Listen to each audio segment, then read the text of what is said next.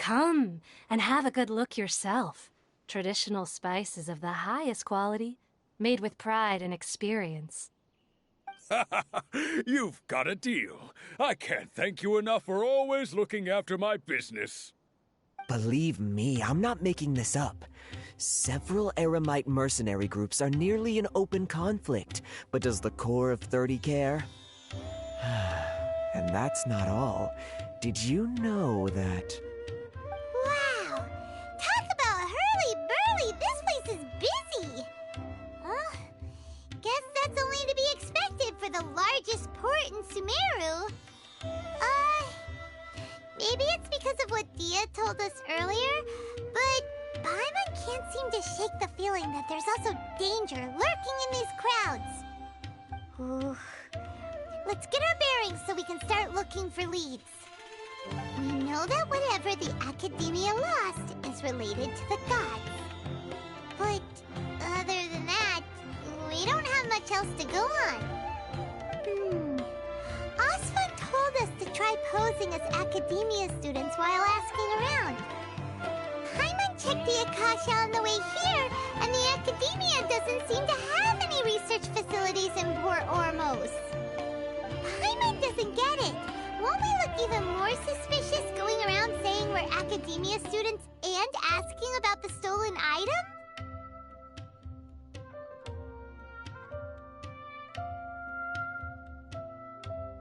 Well, given all the people that come through here every day, if there's any information to be found, Paimon bets we could find it in the market. Let's ask around and see what we come up with.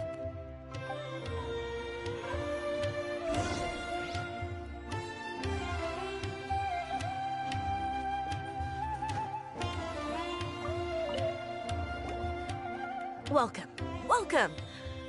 How can I help you two? Hi there. We would like to ask you a question.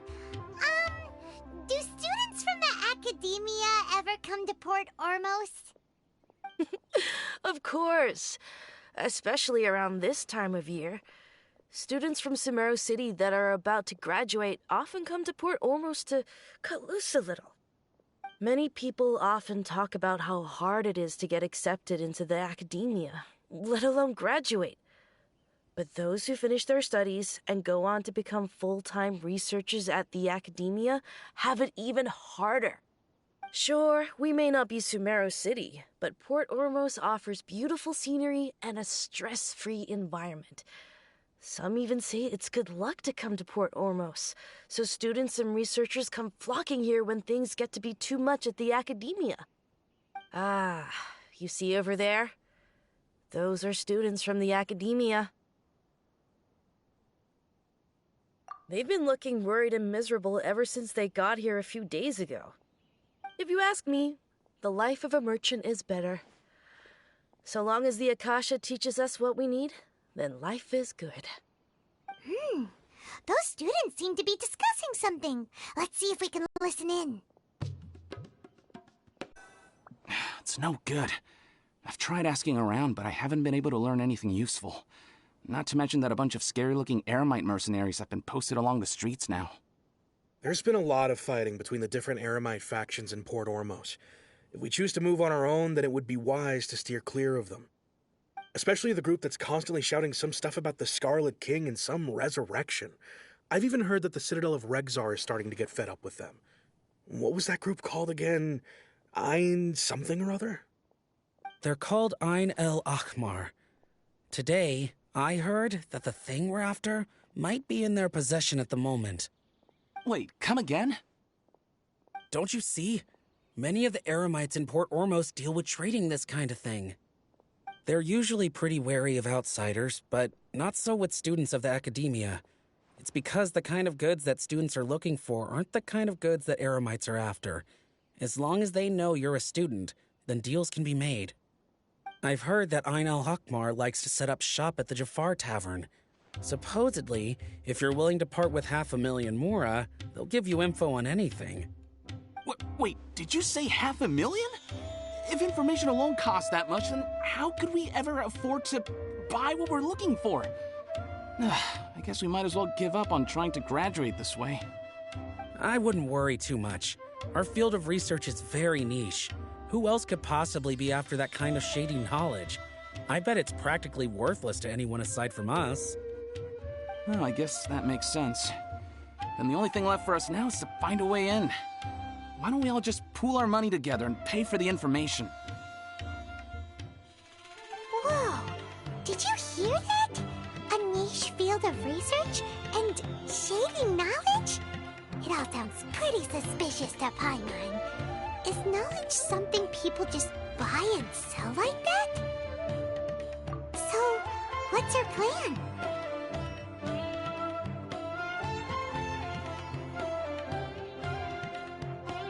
Wait, didn't you hear what they just said? Buying information is going to cost us 500,000 mora! Have you lost your mind?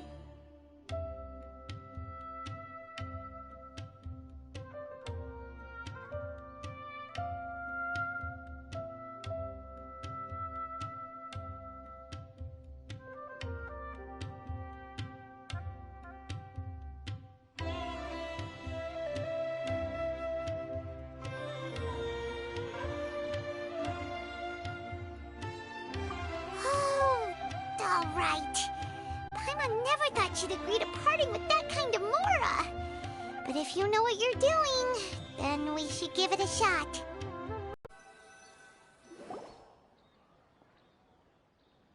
Oh, you've arrived. Please, take a seat. So, they think that they can go toe-to-toe with the boss? Ha! Once we reclaim the power of the Scarlet King, they'll be the first that the boss punishes. They're nothing to be afraid of. Our main rival now is the Caracal Battalion. They've also amassed a significant amount of mora this time, so we mustn't underestimate them. How can the Caracal Battalion compete with the boss when they're nothing but a bunch of money-grubbing opportunists out for a quick mora? Yeah, with Boss's fervent devotion, he'll be able to use this power to bring our god back this time. Huh. All these guys talk about is the Scarlet King, so they're probably the ones we're looking for. Greater Lord Ruka Devata. That traitor and her followers must not be spared. The day will come when the Scarlet King exacts vengeance on Sumeru, and all of them shall be punished. Yeah, Paimon was wondering what they meant too.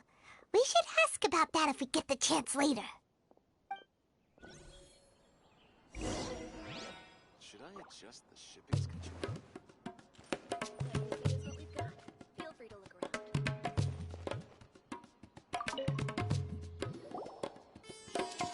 Huh? Who are you? What do you want?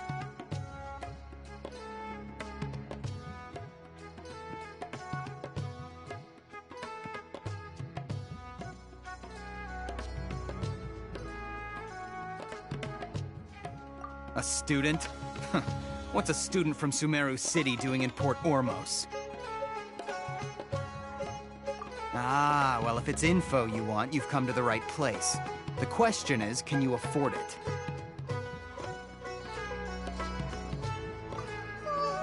Paimon can't stand to see so much more go. But there's no other choice right now. Here, this is the merchant's address. Whatever you're looking for, you'll find it there. Well, what are you waiting for?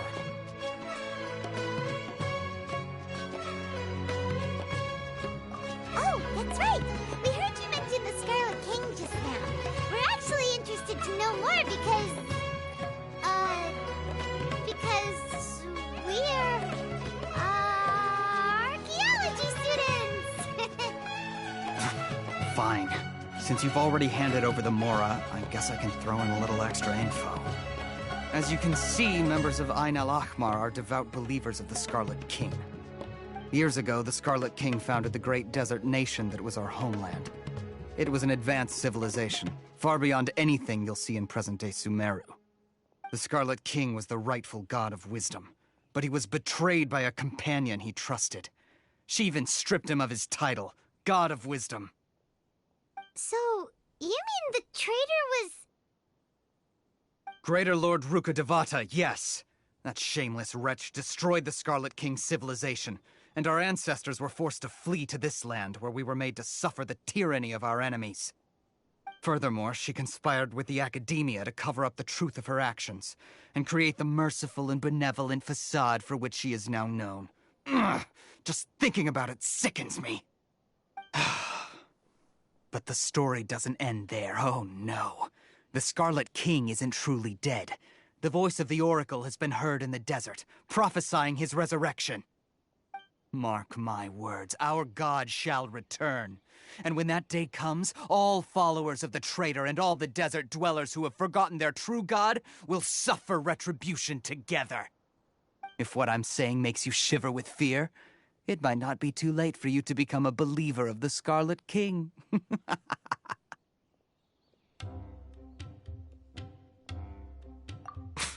I don't have anything to say to you academia people about that. I think this conversation has reached its end. Not just yet. This man is a fraud.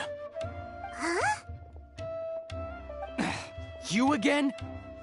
Deranged academia lunatic. Yes, it's me again. I already warned you that if you weren't willing to sit and discuss things with me, I'd take measures to make things uncomfortable for you. Listen to me. That address he gave you is fake. Or at least, you won't find a merchant waiting for you there. This group has been boasting all around that they can provide information on a certain item as a means of luring people into their territory. Once you show up, they keep up the act until they have hard evidence that you want to purchase said item. Then they use that to squeeze you for all the mora you're worth. Hey! Shut it, Alhaitham! What are you playing at, trying to ruin our business like this, I told you the other day. I wish to discuss my terms with your boss. Ha! The boss made it perfectly clear that he won't negotiate with you. Yes, and in no uncertain terms. But that was then. It does not preclude him from changing his mind in the future. I'm warning you, don't push us, or this could get ugly. We don't usually get rough with people from the academia because it just complicates things. For a lunatic like you, though, we might just have to make an exception. If you're suggesting that we escalate this from a verbal exchange to a physical one, I accept. After all, even the Archons used war to negotiate the ownership of Teyvat. If, on the other hand, we can't agree on any means of negotiation at all, then I'm afraid my next course of action will sting a little more than the mere falling through of a few business deals. I will jeopardize the Eremite's reputation, which I know you value above all else. I am quite confident that if I began to take such action, your boss would willingly approach me himself. However, I fear that by then, some things will have happened that cannot be undone. Also, a word of advice. I suggest you tell your boss exactly what happened here today. Otherwise, he might blame you for not telling him in the future. What did you say? Consider this. Have I ever failed to follow through on my word in the past? This guy is really out of his mind. Okay, then. If you really have a death wish, let's meet a week from today. The pier in front of the Pharos Lighthouse, 4 o'clock in the afternoon, sharp. Don't expect us to hold back. Not so fast. First, you return the 500,000 mora to them.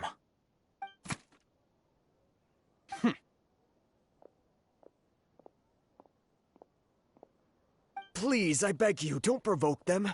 We can't afford any trouble with this crowd. They haven't even paid for their food yet. Ah, Mr. Iman. There appears to be fewer staff in the restaurant recently. This wouldn't happen to be because they're all busy spreading the word to the students, would it? Well... Someone who chooses to do business with a group like that really can't afford to get so flustered the instant someone confronts them about it. Consider the meal compensation for our silence. I'd say you're getting an excellent deal. Whoa, did you see that? He not only got us our Mora back, but sent the Emirites running too! Plus, he seems to know a lot about what's going on around here. Let's catch up with him and ask some questions! Wait up! It's Alhaitham, right?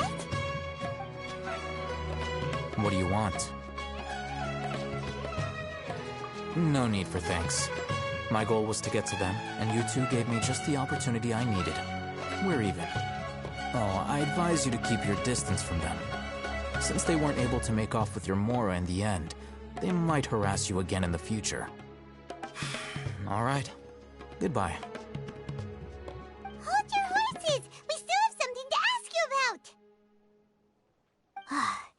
Since you tore through their scam right in front of them, you must know the real story about certain something, no? Who exactly are you two? And why are you inquiring about that? A student. Right. Look, you should know that those thugs conducting business with you had nothing to do with your lie.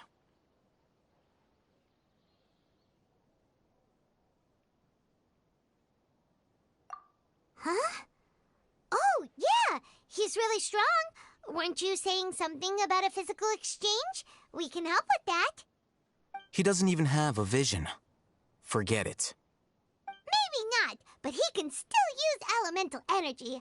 Otherwise, there's no way we'd go asking for info from from guys like that.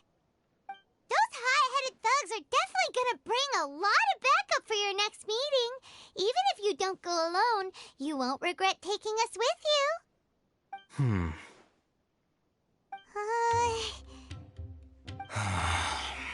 All right, I accept. Got a pen and paper?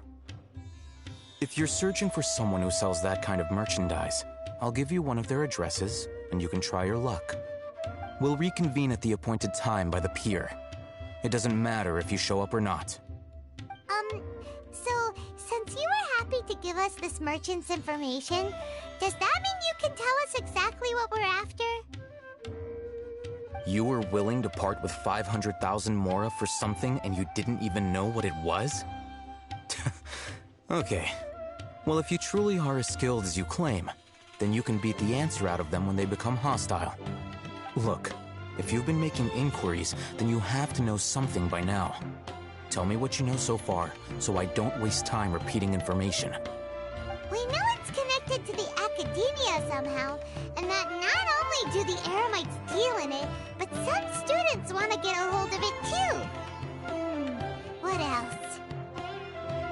You know almost everything there is to know, but you're unable to compile this information because you've never seen the object before. This is what you've been looking for. Huh? Paimon can't tell what it is.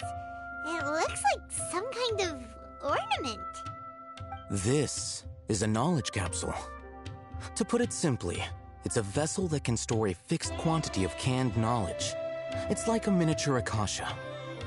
Anyone who links it to their personal Akasha terminal instantly becomes privy to its contents. Correct. Anyone. Unlike the Akasha, which heavily regulates who can access what information, knowledge capsules confer their contents without any requisites. That's amazing! It's essentially a convenient and harmless vestibule for knowledge. Unfortunately, it's illegal in Sumeru to privately possess or trade them. They were created as a means for scholars to transfer knowledge gained from Irminsul into the Akasha, and are intended to be destroyed immediately after use. But despite strict regulations, some of these knowledge capsules will always escape destruction. After all, there will always be those in this world who are dissatisfied with life as designed for them by the Akasha and wish to change their fate. Over the past century, a wide variety of canned knowledge has been leaked from the academia. Now, in Port Ormos, the valuable ones are a means to Mora for the Eremites. Meanwhile, those which the Eremites deem to be useless to them occasionally prove useful to the common citizens and hapless academia students. Well, I think that about sums it up.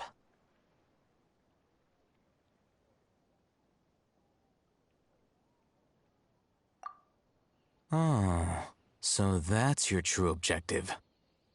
With our current arrangement, I don't believe I can offer an answer. You're still resolved.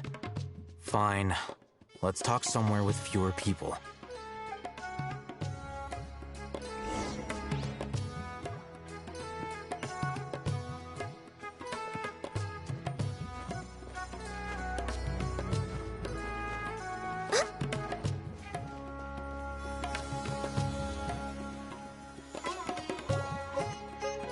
Let's continue our conversation here. If you wish to learn more about the knowledge capsule that the Academia lost, then you must help me with something. I need you to find someone named Dory, a traveling merchant. Unlike the peddlers who hawk inferior knowledge capsules, she often has quality goods in stock. Some say that as long as there is profit to be made, there is nothing she won't dare to sell. She's guarded against people from the Academia because most of her wares don't comply with Academia regulations. I think she blacklisted me. I met with her informant, but it soon became clear that they had no intention of letting me get any further. Become one of Dory's customers and earn her trust. This is my condition for further collaboration. Why do you want us to meet with her? Until you complete this task, you don't have question privileges. Fine. So how do we go about doing this? You two are Outlanders who haven't been here for long, so Dory should view you as safe clients. I'll give you the informant's address and their contact password. Beyond the password, though, I have no way of knowing what other tricks she might have up her sleeve. You'll have to improvise. This is kind of nerve-wracking.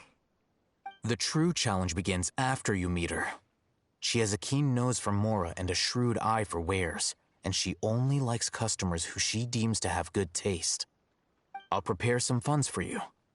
Buy her highest quality wares and earn her approval. But we only just saw a knowledge capsule for the first time.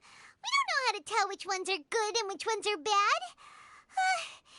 Is that something we can learn quickly? That's true.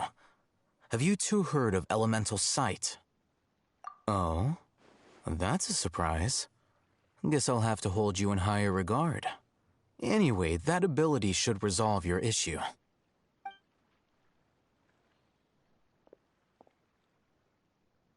Here are 2 knowledge capsules. Tell me, can you detect any difference in their quality?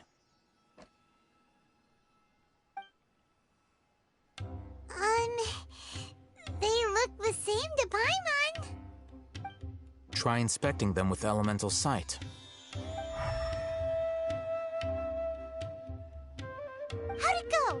Did you see anything? Rumor has it that higher quality knowledge capsules generally appear brighter when viewed through elemental sight. That's because knowledge originates from Irminsul, the root of Dendro power itself. The more powerful the knowledge, the richer it is in Dendro energy. However, some canned knowledge with a high concentration of elemental energy is of little use in contemporary times, so those capsules are of little value. Using elemental sight is merely a stopgap measure, but it should suffice for earning Dory's trust. That sounds pretty impressive. Here's a sheet with the informant's location and contact password, and here's the Mora for purchasing canned knowledge. Don't be cheap. You'll need to spend to catch Dory's eye. If there's any Mora left over, just keep it. Oh, and be sure to exercise some caution. There have been Matra present in Port Ormos lately. Your efforts will be for naught if they catch you. Matra?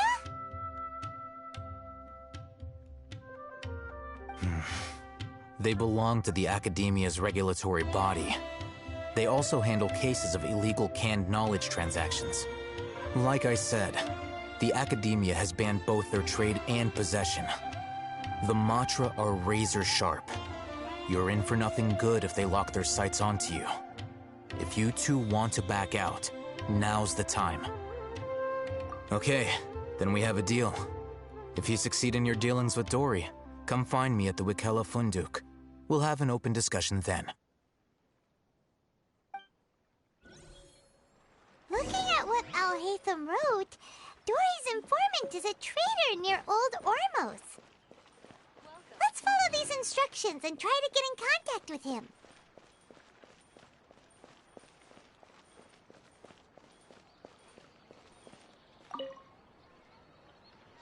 Hello. What are you two looking to buy?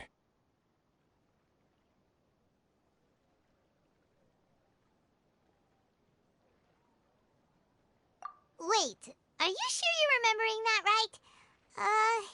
Paimon doesn't think it was that on the paper. What a unique palate. We have unripe horror fruits, but we usually keep them in the back. I'll have someone escort you.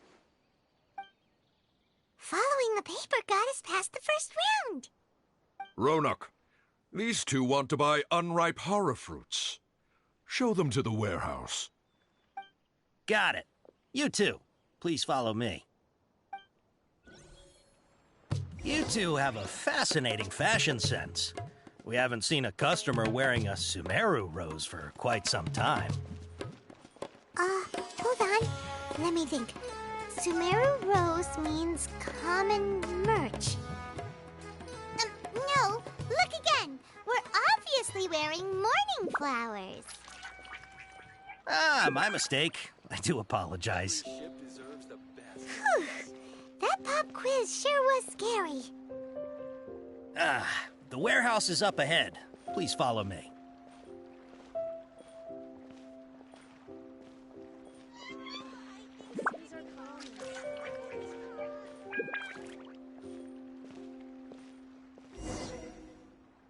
Before I retrieve your products, I need to confirm a few things.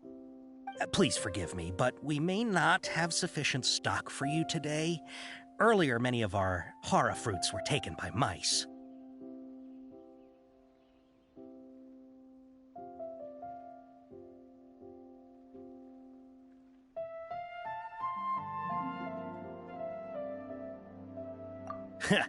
Thanks. If better goods come in, you'll be the first to know. You look like you have some skill. Why don't I pick out some fruits that'll make you dizzy?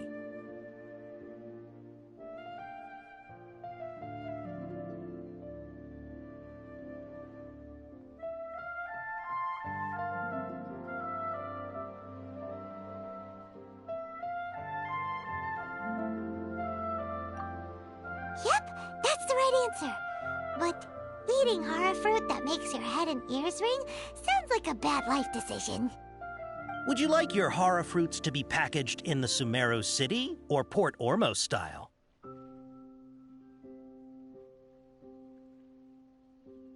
Wow, you two sure are generous customers. We'll be sure to package your products beautifully. Okay, everything has been confirmed. Miss Dory is waiting for you up at... Shoot! It's the Matra! Run! What? The Matra? Where? Alhaitham said we're done for if they catch us. We gotta get out of here.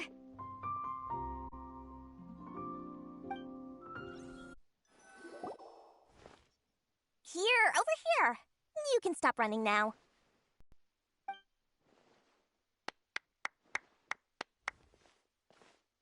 So you were the one who was calling out to us just now. But, are we definitely gonna be safe here? These two good customers wish to buy some hara fruit, Miss Dory. And if there's nothing else, I'll just excuse myself. Oh, very good. Thank you. Huh? Wait, you're Dory? Paimon sure thought you'd look a whole lot scarier. Hey, what are you trying to say, Princess Pea-Brain? I can be scary enough when I need to be, believe you me. If you don't watch what you say, then you can forget about doing any business. But it seems you two have actually done pretty well so far. Not only did you manage to find the informant, your reactions were also pretty sharp. You don't really look like criminals or anything, but I bet my Mora that you've been involved in some shady dealings, haven't you? Paimon's not sure if that's supposed to be a compliment, but we'll take it. I can't risk doing business with people who start huffing and puffing after just a few paces, no matter how much Mora they might have. Not only will they get caught by the Matra, but they'll also get us into trouble.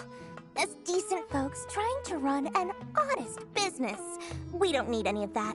Wouldn't you agree? So that's why I prefer to have customers like you. It's your first time here, but don't worry, I won't ask too many questions. Even if you wish to buy enough knowledge capsules to decorate your house with, please, knock yourself out. As long as you have lots of round, shiny Mora, then we're all good. Ah, yes, of course, of course. Go ahead, help yourselves. Voila! Wow, she has a trove of canned knowledge. Whew. She'd probably be in serious trouble if the Matra caught her with all this. What kind of products do you seek, my dear customers? Don't worry, I'm not interested in your reasons for buying. I can, however, offer some suggestions. Take this one, for example. An analysis of the sociological ideology and dialectics of the Hilichurls. Only 3 people in all of Teyvat have ever studied it, making it extremely rare. It's on sale now for 350,000 Mora. Yeesh, who would want to be an expert in that topic? Or how about the architectural styles and construction methods of Teyvat in the early Archon War period? With this one, you can become an expert in historic architecture preservation and find an excellent, well-paying job in nearly any nation. Ooh, now this sounds like it could be useful. 2 million Mora, and it's yours. No discounts. Whoa! That's a lot of Mora! Of course, you are free to pick whatever your heart's desire. The contents and price of each knowledge capsule are indicated in small text on the body of each one, down at the bottom. Alright, let's try the method that Alhaitham mentioned.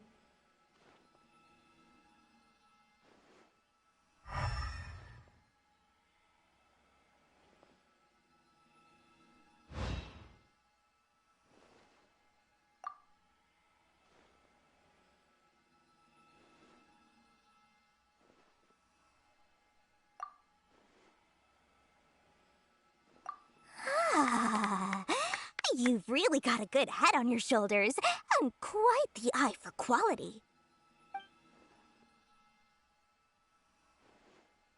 We'll take these, please and thank you. My, oh my! You are blessed with a taste for both the exquisite and the extravagant. Customers like you are a rare breed. 1 in 100. No, 1 in 1,000 even. Listen. I have a special offer for you two. If you spend just 100,000 Mora more, you can pick any knowledge capsule of your choice up to a value of 1 million Mora. Say what now? Hey, did you hear that? Spend another 100K and we get a capsule worth a whole million! But all the canned knowledge we just bought is easily worth 500,000 Mora. If we spend just a little more, we can get something worth 1 million Mora. Isn't that a fantastic deal? Think about it. We've gone to all this trouble to get this canned knowledge. And so far, everything we bought belongs to Alhaitham. Aren't you even the least bit curious about how this whole canned knowledge thing works? We're talking instant knowledge here. Don't you want to try it yourself?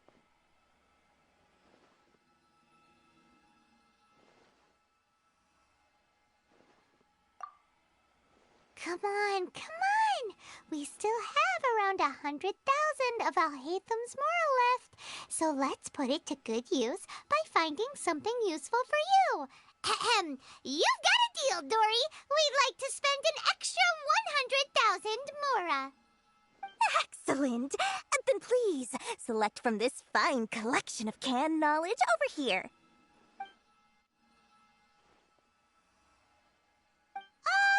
Hold on a second. Paimon thought we could choose whatever we wanted. Why can't we choose the ones from over there? Oh, but my dear customer, the knowledge capsules over here are worth 1 million Mora each. I'm sure discerning customers like yourselves will be able to find something to your liking. Please, Take your time. Uh-oh, Paimon has a bad feeling about this. Let's use elemental sight again to check these.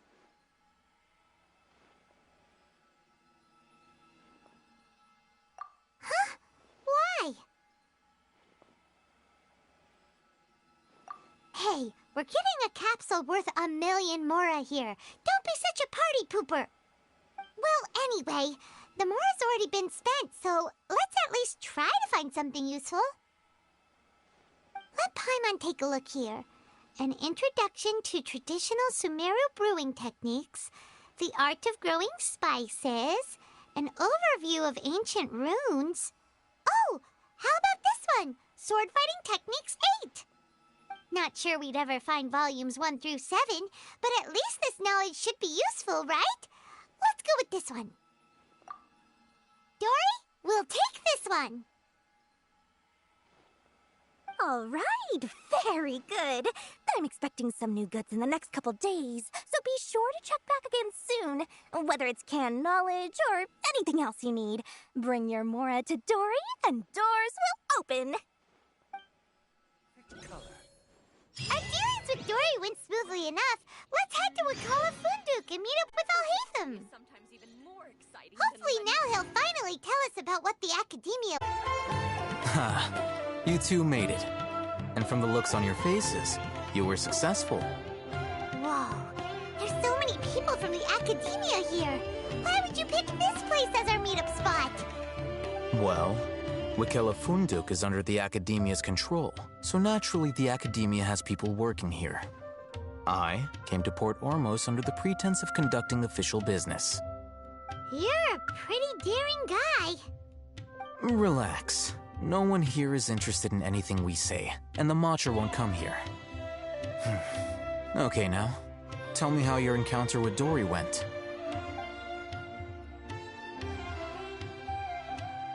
Okay, we did what you asked. So, can you tell us about the knowledge capsule that the Academia lost now? Before that, I have to ask, why are you two so intent on tracking it down? You don't have to answer, of course. Yeah, he just wants to meet the God of Wisdom and ask her about something important. We've been in Sumeru for a while now, but we still haven't found a way. When we heard that the Academia had lost something that might be related to the gods, we came here in case it turned out to be our lucky break. In that case, you're on the right track. A short while ago, the Academia lost a knowledge capsule in the desert. It's supposedly a divine knowledge capsule. Use it, and you'll gain the wisdom of the gods. Wow, there's really such a thing as that? Hey, if we find it, do you think we could learn how to meet the Dendro Archon? Ooh, or how to find your sister?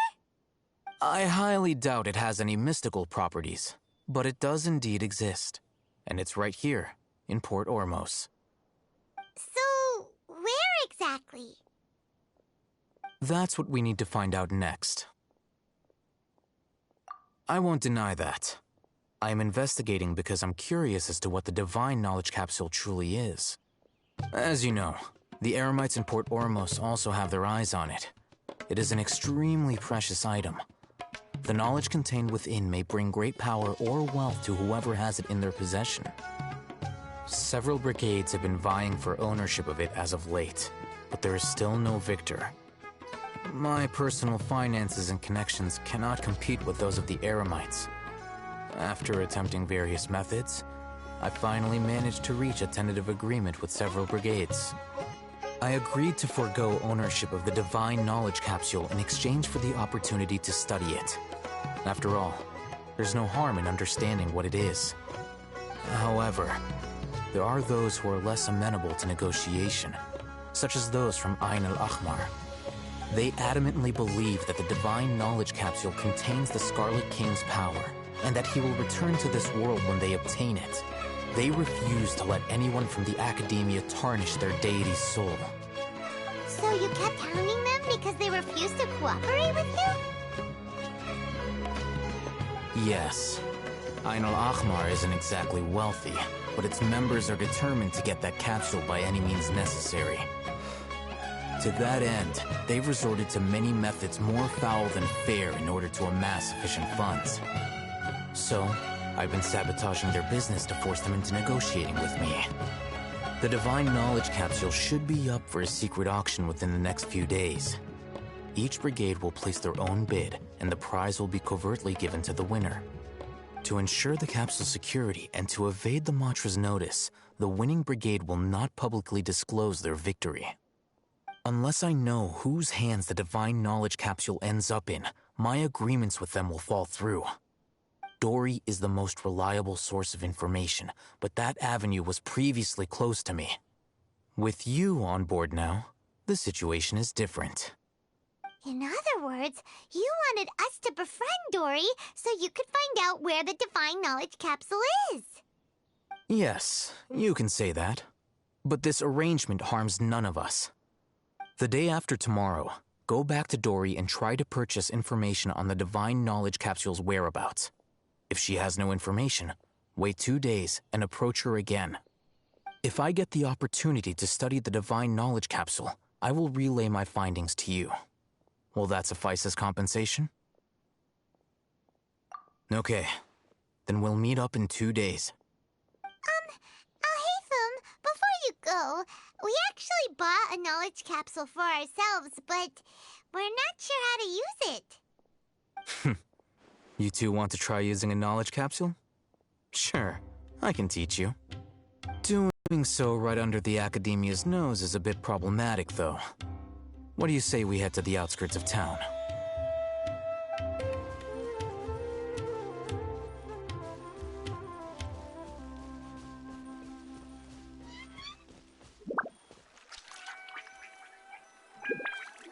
All right, this place works. Show me the capsule you purchased. Here. Sword Fighting Techniques 8. Huh. A combat class knowledge capsule. This class is something of a rare find these days, since most have been taken by the Eremites to augment their battle capabilities. Really? Aw, yeah, what a great buy! If you want to determine the efficacy of this capsule, I can evaluate your combat ability. However, effects will likely be minimal if you already possess a high amount of strength. We can conduct a controlled experiment where you fight 2 battles, one before using this knowledge capsule and one after. While you fight, we can use an Akasha terminal to monitor your various physical parameters. There may be variances in your physical strength between the 2 tests, as well as a disparity in your opponent's abilities. But don't worry, I'll run statistical analyses afterward to mitigate any confounding effects. Wow! Alhaitham! You must have been one of those guys at the Academia who got top grades on everything. Paimon's curious about something, though. You definitely weren't one of those students who needed canned knowledge to graduate from the Academia, right? So, why are you risking getting caught by the Matra for this capsule? When you are unable to understand a researcher's actions, most cases can be attributed to curiosity. This is but one theory. Sounds like you're trying to avoid the question. All right, let's begin the test. Just fight as you normally do.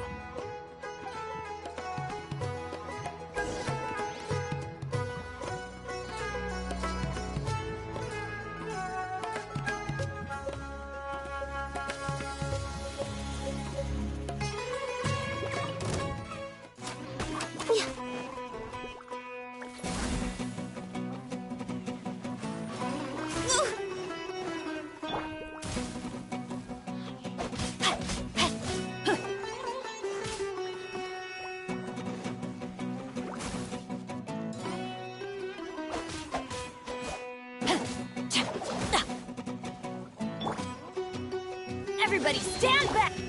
Scratch that!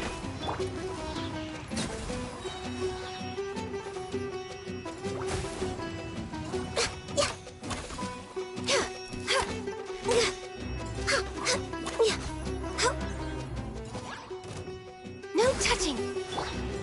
Ha! I'm here! Shake it and stir!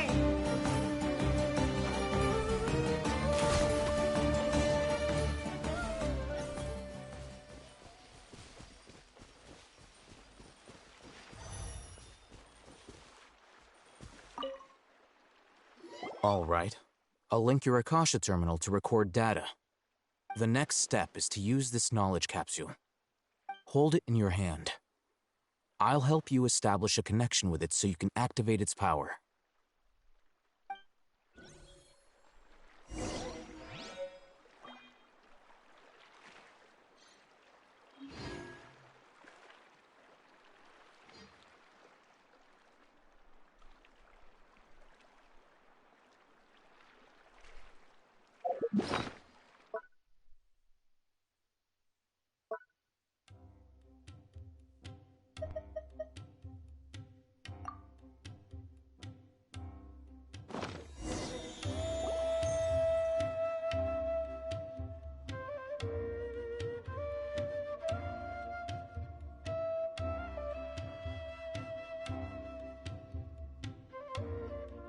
Hey, how are you feeling?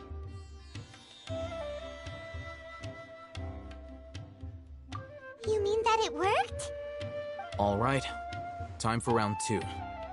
Fight with the same composure as before.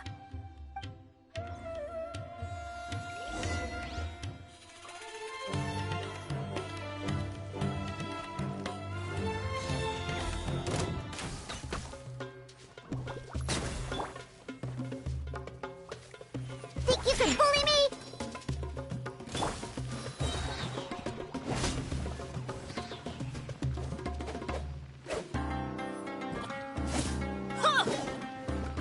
Let's light it up! I'm going in!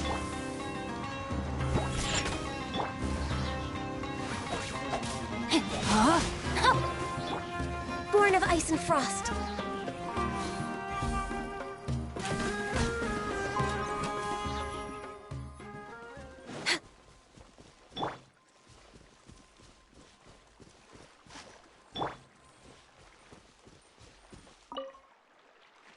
Now, I'll start recording data again. Alhaitham, how's it going? Well, the knowledge capsule you purchased did improve his combat capability. During the second fight, his overall fighting performance increased by 0.073%. Wait, how much?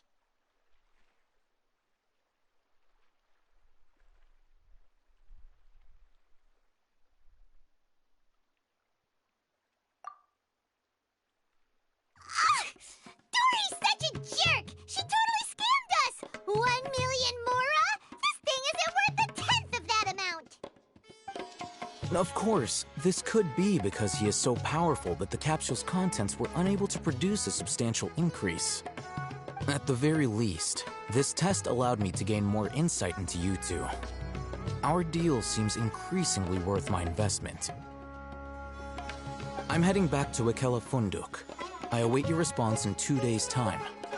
This is Mora for when you ask Dory for information.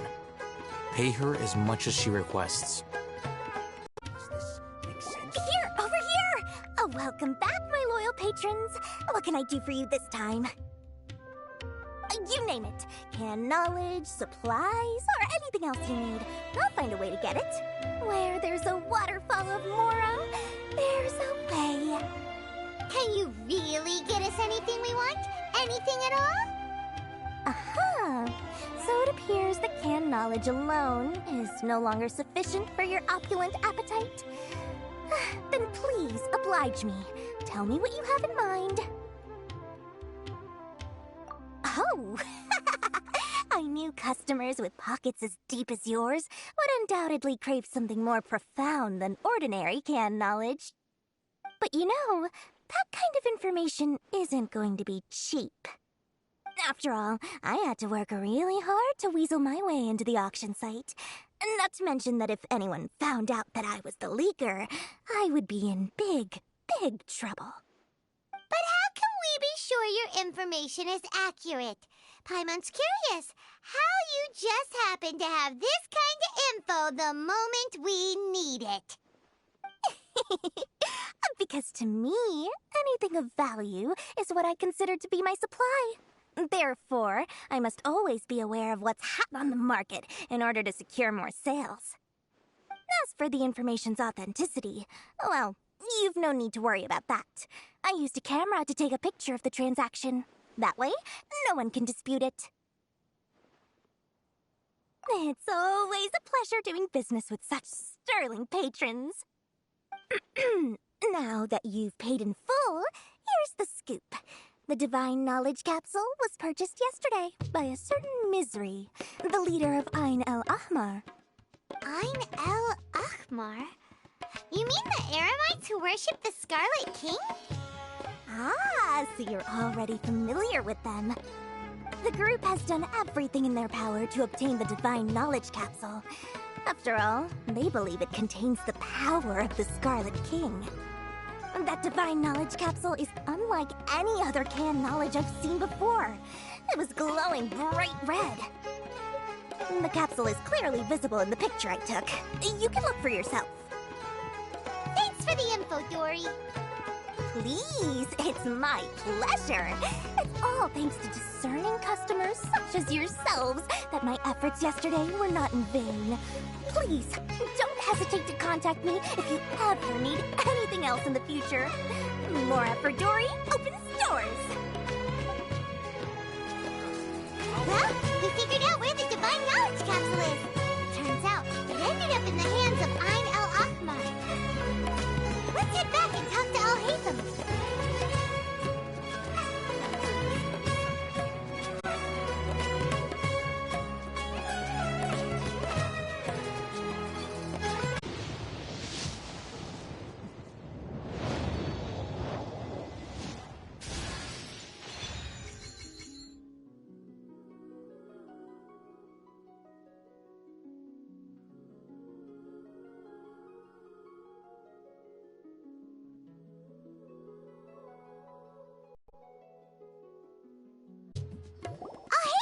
We got the info you wanted! Really? All right. Let's hear it. Dory even gave us evidence to verify the intel. Have a look. Huh, look at that. Clear as day. It must have taken some guts just to infiltrate the scene of the Eremites' transaction. But then to get close enough to take a picture like this. Bold move, Dory. Very bold move. All right. The person in this picture is indeed Misery, the leader of Ain el-Ahmar, and the glowing red capsule he's holding appears to be the Divine Knowledge Capsule. In which case, if we play our cards right, when we confront them next week, we should be able to force them to show their hand. At first, Paimon didn't get why you were provoking these Ain el-Ahmar guys. But now, it sort of makes sense. Everything's playing right into your hands. After we defeat them, we can finally have a serious talk with their boss and get them to lend us the Divine Knowledge Capsule. Thank you for your time and efforts. Take a few days off while I make some preparations. Let's meet up again on the afternoon of the arranged date, 3 o'clock sharp. See you then.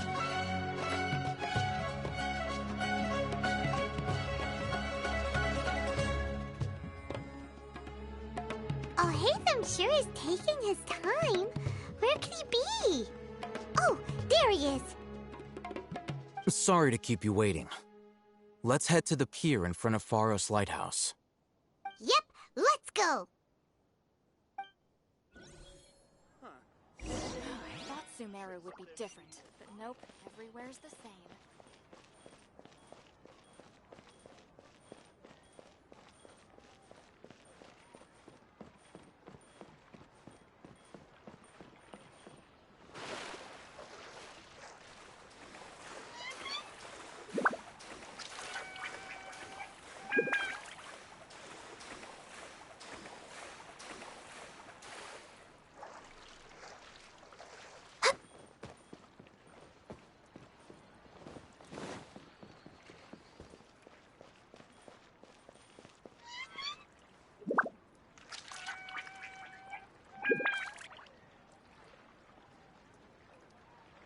Our store is an authorized retailer of the Feiyun Commerce Guild, so we can guarantee the quality of our gems and silk.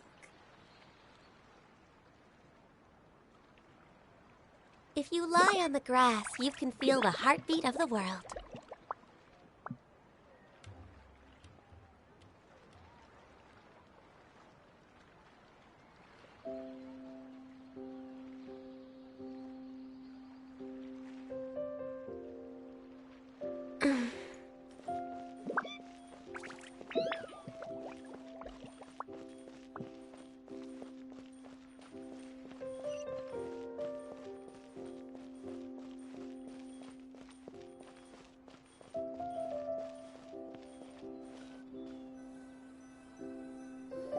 Alhaitham. I knew you were crazy, but I didn't know you were crazy enough to actually show up. It was I who demanded that these negotiations take place. I was more worried that you might go back on your promise.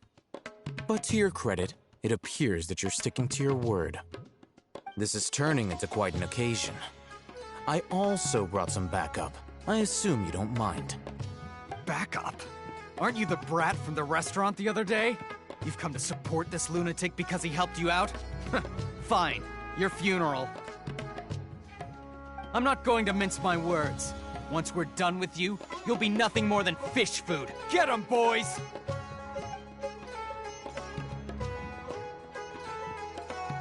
Uh-oh, here they come. Good luck, you two.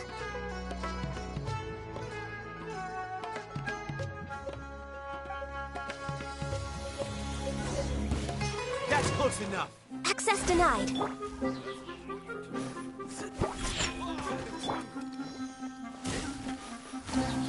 No, my sword! Witness the power of... Born of ice and frost.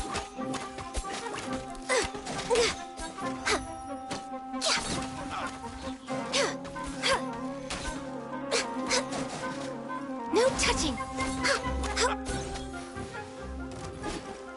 For Rex Lapis.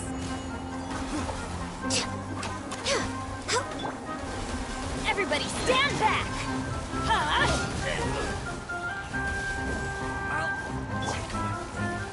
Rain outlines your fate.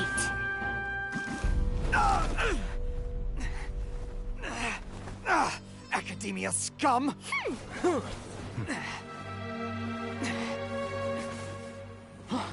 Boss! Finally! Did you use it? Great! Now we can...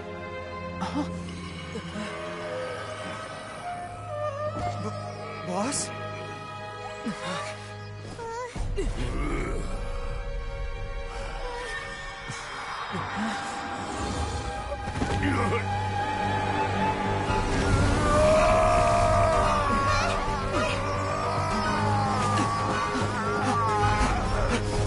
Boss! What's wrong? What happened to him? We have to cut his Akasha connection, now.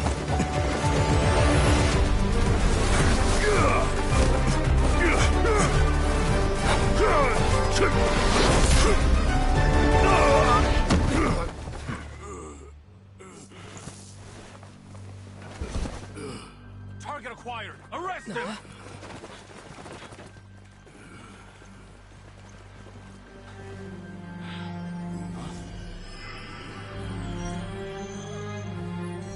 Do not impede our work. Is that understood, Alhaitham? Of course. I was only trying to help. Take him away!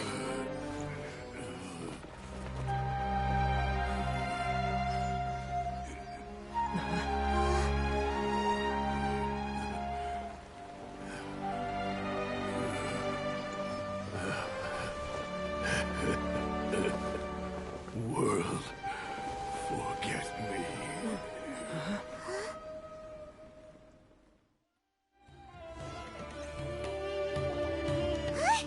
What in Tibet just happened? It's like that big guy suddenly lost his mind. It looks like he used the Divine Knowledge Capsule. You mean the Divine Knowledge Capsule did that to him?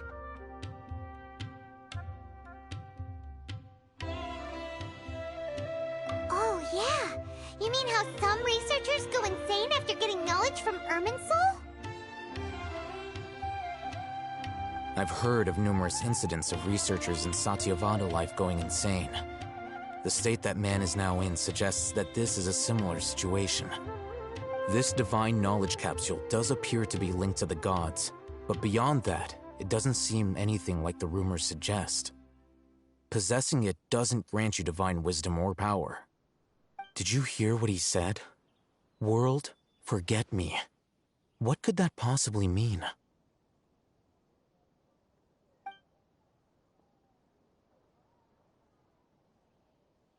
If the mantra took him away, then that means the Academia got the Divine Knowledge Capsule back, too. What a shame. We were so close. Still, Paimon didn't expect the Divine Knowledge Capsule would be so dangerous. Imagine if we tried to open it. Oh, who knows what would have happened to us? As things stand, there is no reason for me to remain in Port Ormos. I believe our collaboration has also reached its end. Oh, we were so busy trying to find the Divine Knowledge Capsule that Paimon forgot to ask you something.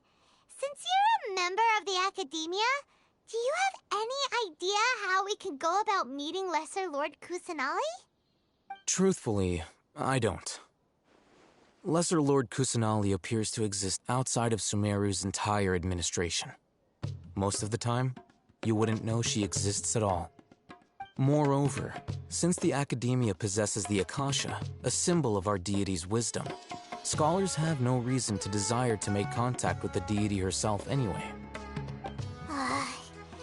Everything about Lesser Lord Kusanali is such a mystery! I'm heading back to the Academia. How about you two? It's almost the day of the Sub-Zero's festival. Maybe we should head back too.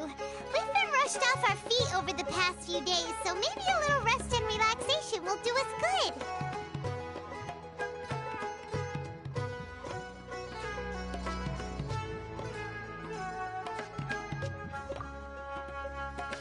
Then we'll part ways here, Alhaitham. Until we meet again.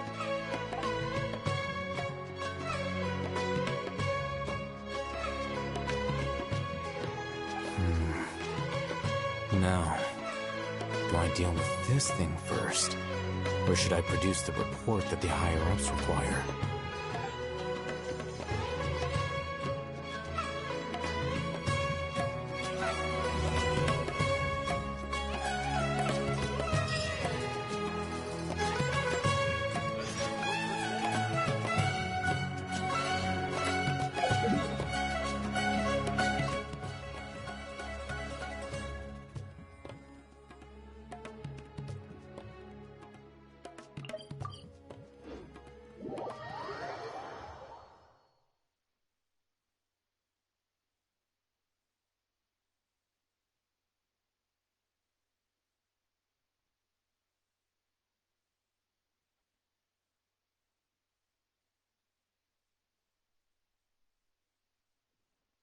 Miss the Sub-Zero's festival, right?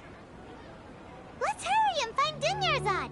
Paimon thinks she must be around the Grand Bazaar, since she showed us around there last time.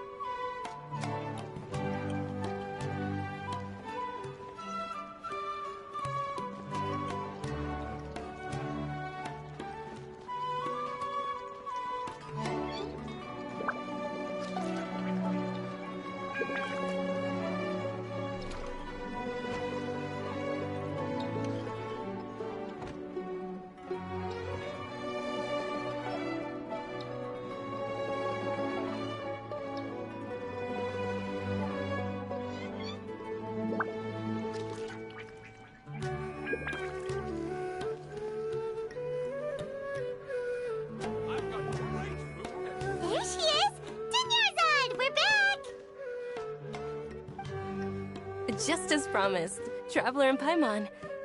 I'm so glad that you two came back to celebrate Lesser Lord Kusanali's birthday.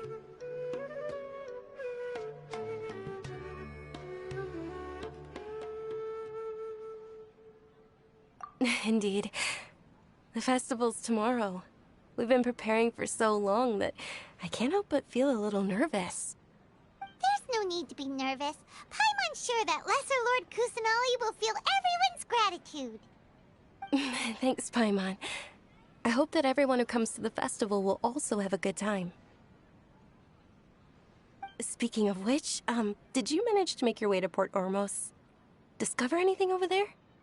Of course we went. A lot of things happened there. I see. Sounds like you two had another exciting adventure. If there is another chance, I would love to join.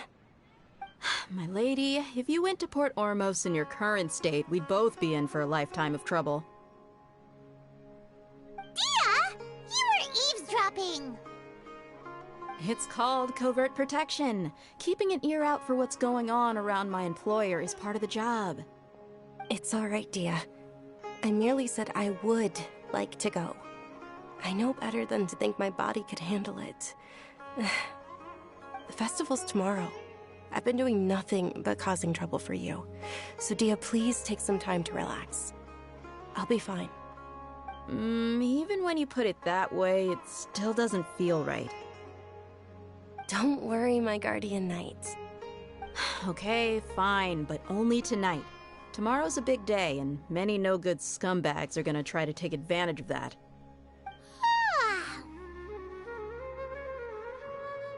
Oh, you two must be exhausted from your long journey back to the city. My apologies for not realizing this sooner. I've already prepared a room for you to rest. Please follow me. Whoa, you're so thoughtful. Paimon's so ready.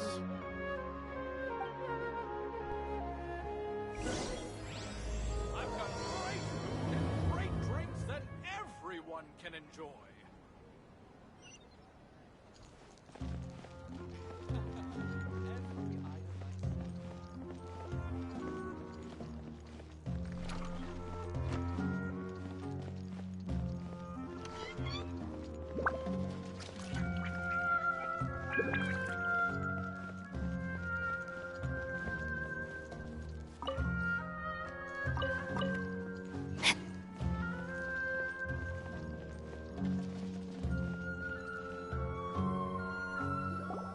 Here we are.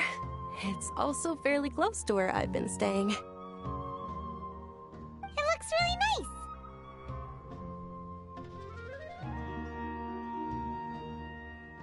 nice. Not at all. Just tell me more about your adventures when you next get the chance. That's Paimon's specialty. Paimon can tell you stories next time.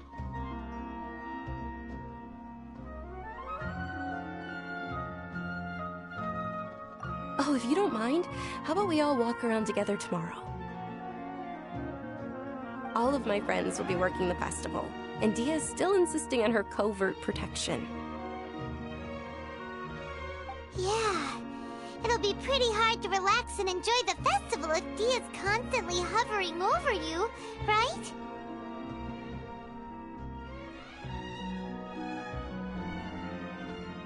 Then let's meet at the nearby bazaar first thing tomorrow morning. Have a great night. It's a deal. Good night, Dunyarzad. I may be too excited to fall asleep tonight. See you tomorrow. Paimon's starting to really look forward to the Sub-Zero festival too. Will there be lots of yummy food? Oh, no. Thinking about food is just gonna keep Paimon up all night. The earlier we sleep, the better. Let's go inside, Traveler.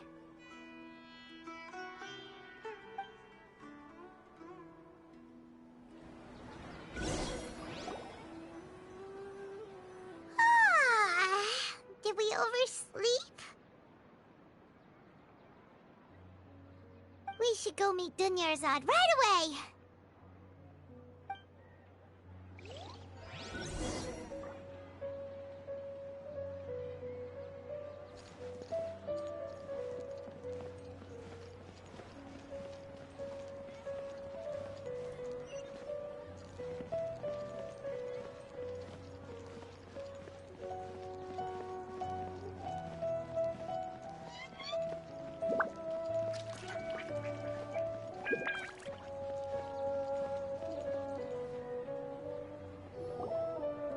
Traveler, Paimon, I've been waiting for you two. Good morning, Dunyarzad.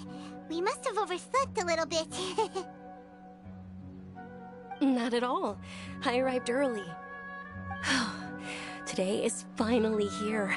I must cherish every moment as if it were gold. You've worked so hard for this day. You gotta enjoy it to the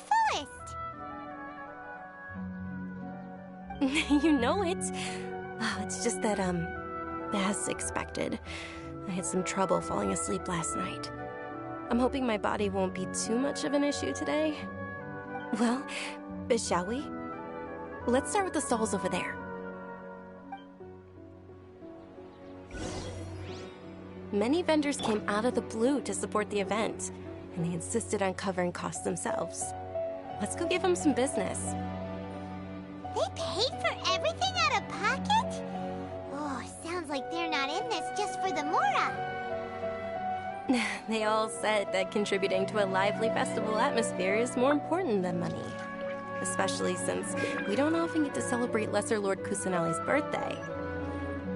Ooh, they're selling food over that way! Let's go take a look!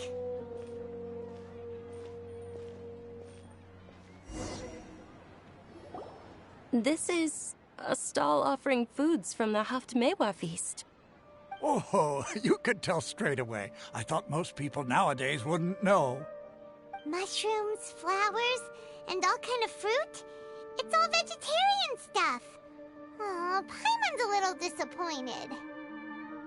So, what's the Haft Mewa feast you mentioned just now?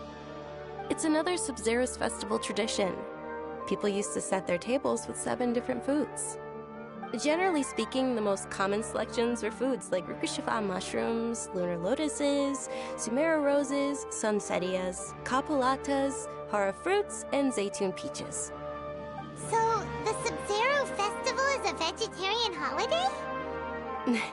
You don't have to be a vegetarian to enjoy the spread.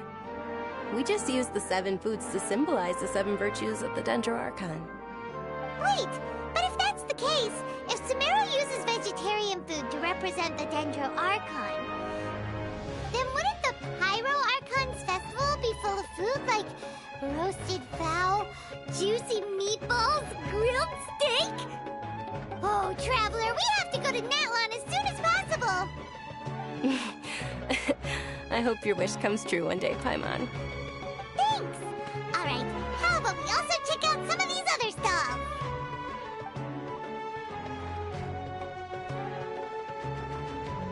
Dear customers, would you like to try your hand at alchemical divination? What's alchemical divination? Those two things sound like they'd be fun to try together. Right? I thought the same when I first heard about it. It is said to be a mysterious craft invented by none other than Lesser Lord Kusanali herself. So, how does it work? It's quite simple. After you give me any 2 alchemical reagents, I'll use them to perform a random transmutation. Sure sounds random. So random that it will probably fail. That is precisely what we need. After the transmutation fails, your one and only diviner here will interpret the remnants.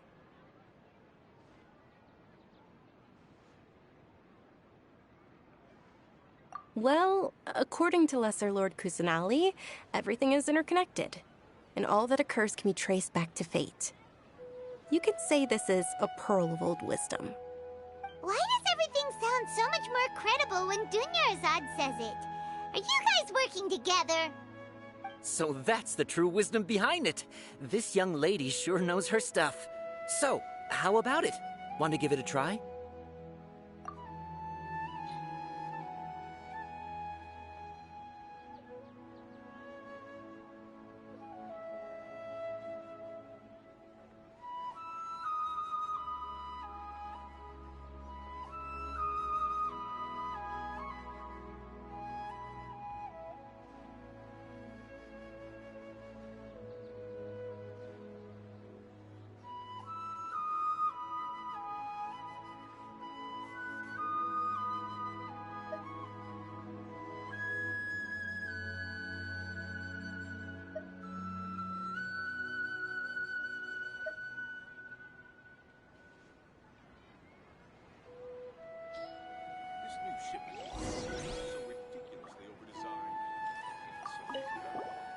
So how about it? Want to give it a try?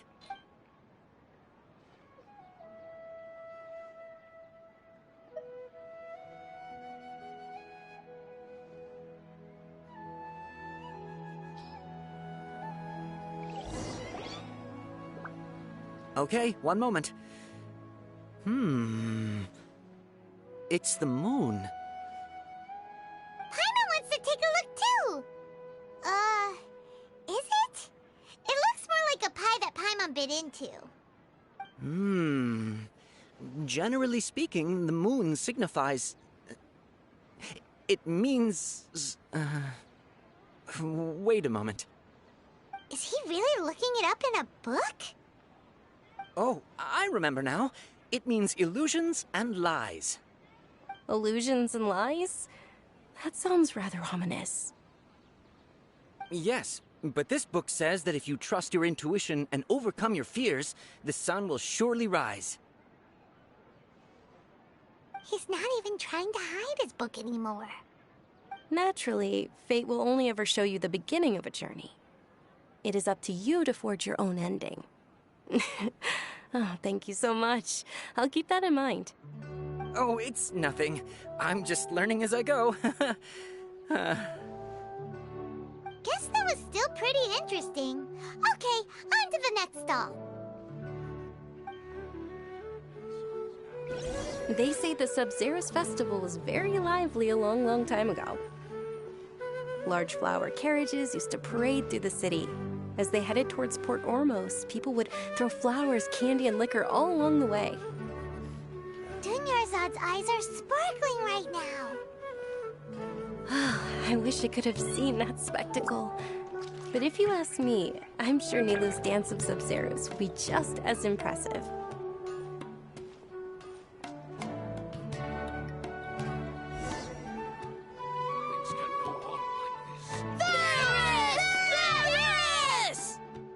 Attention!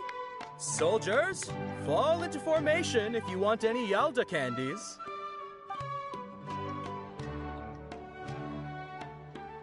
It's a weird guy with a weird hat.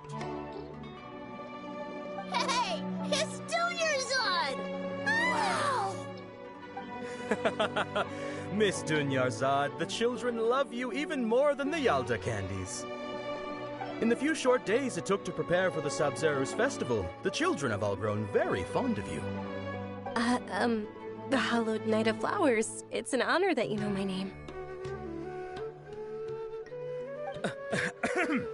Attention! In the name of Ferris, the Knight of Flowers, I commend you on your contributions to the glorious Sub-Zerus festival. All right, little soldiers. Take your Yalda candies and don't forget your loyalty to Lesser Lord Kusanali. Dismissed! Yes, Knight Ferris! Just what is going on here? Ferris, the Knight of Flowers, is another Sub-Zerus festival icon, and one immensely popular with children. In the past, the actor portraying Ferris would also sit on a flower carriage. It's all thanks to Miss Dunyarzad's sponsorship that the children can make such wonderful memories today. As are we to you, Vihar. Oh, not at all. Oh, speaking of tradition, do you want some Yalda candies? They're a festival staple, and I happen to have some boxes readied here. Take a look and pick whichever one you want. Whichever one? Don't these boxes all look the same? That is the fun part. Each box contains a random flavor. It's up to the luck of the draw. Flavors include lavender melon, hara fruit, sunsetia. Ooh, those all sound pretty good. And there's also lizard tail and oni kabuto. Huh? What's up with those two flavors? Oni Kabuto is a little spicier than Lizard Tail. Dunyarzad, you tried them before? Traveler, help Paimon pick one. Paimon wants the Sunsetia flavor. It's alright. Paimon believes in you. I also believe in your intuition. Great. These boxes of candy are numbered 1 to 5 from left to right. Which one do you want?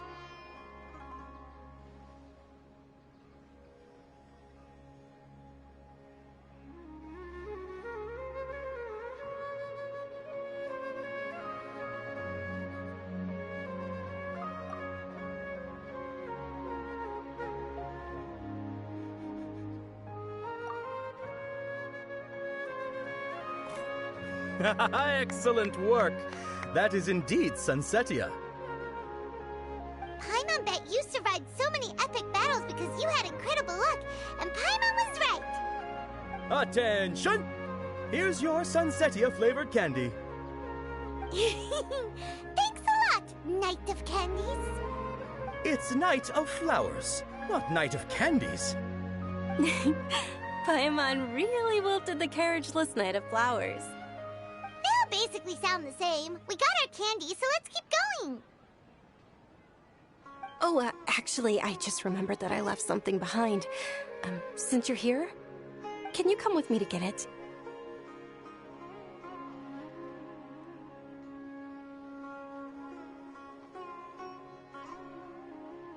Dunyarzad, you probably forgot because you're so excited about the Sub-Zero's festival. How embarrassing.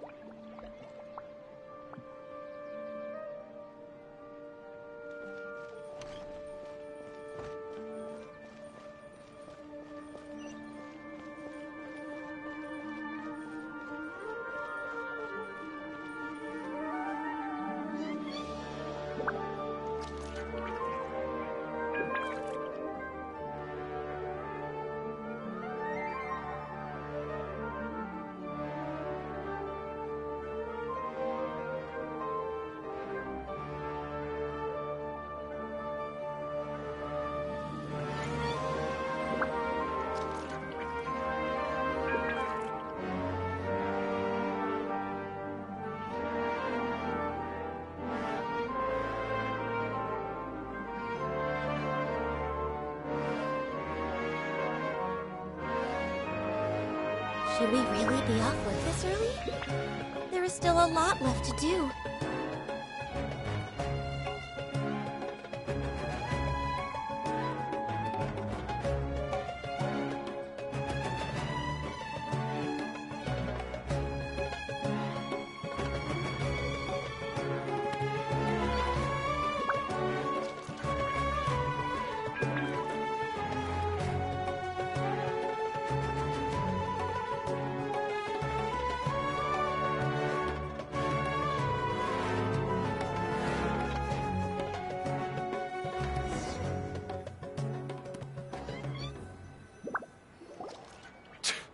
We're too late. Who knew the little lady was such an early riser? I know, right? Hey, wait a minute. Boss, isn't that her? Oh, that most certainly is. We're in luck. She's walking right into our clutches. Those Eremites don't look like they're up to any good. Who are you? I don't believe the Homayanis hired you. That's right. We haven't received any of their Mora, but I wonder how much the Homayanis would shell out to get you back. They're a gang of kidnappers! Traveler, hurry and protect Dunyarzad! Hey, did you scumbags even consider that the Homayanis might have hired a merc that outclasses you? You're... Dia! Dia the Flame Mane! No wonder we mercs haven't heard anything about you for so long. You sold your unruly mane to the highest bidder. Don't speak so disrespectfully. My family started working with her as gratitude for her past kindness to us. Don't worry about it, my lady. Just some friendly banter between mercs. One punch and those rabid dogs will expose themselves for what they really are. Aren't your claws all dull by now? Don't get too cocky!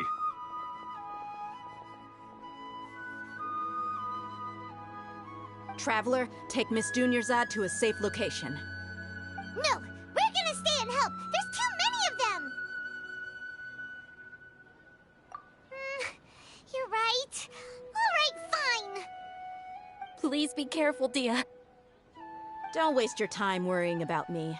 This is my job. Look out for yourself. After I've wiped the floor with them, I'll go find you all.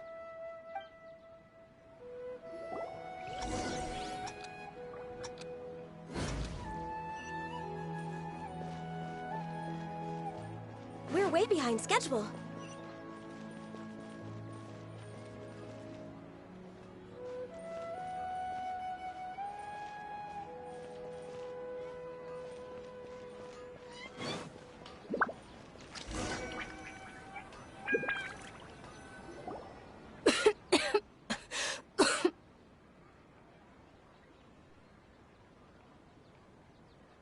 Dunyarzad, are you okay? You look a little pale. Are you in shock? I'm fine. My body always reacts like this whenever I exert myself too much. You sure you're okay? I'll be fine after some rest. I'm more worried about Dia. After all, none of this would have happened if I hadn't insisted on coming out today. Yeah, don't worry.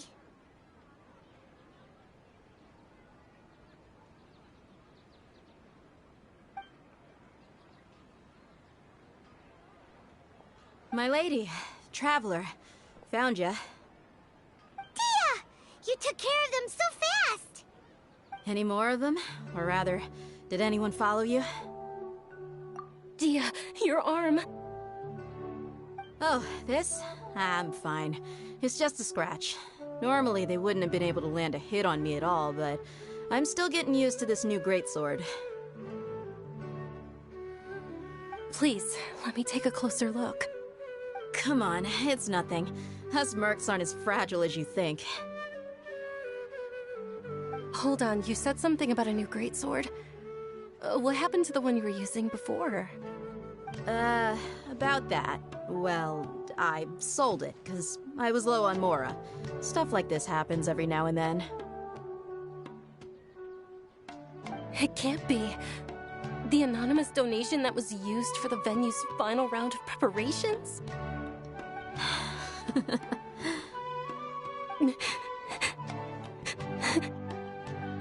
Hey, Miss Dunyarzad, I wasn't trying to make you cry. I'm not gonna lose my commission because I made my employer cry, am I? Okay, making your employer cry won't affect your commission, but selling your weapon without permission and getting hurt? I'll have to reevaluate your performance. You're so unreasonable, my lady. Thank you very much, Dia. Don't be like that. I get embarrassed really easily.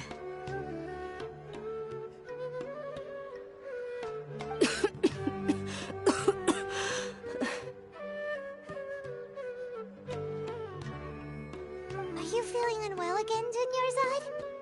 My lady, your condition. Traveler, can you take her somewhere to rest? I'll look around the area to make sure we're safe from an ambush.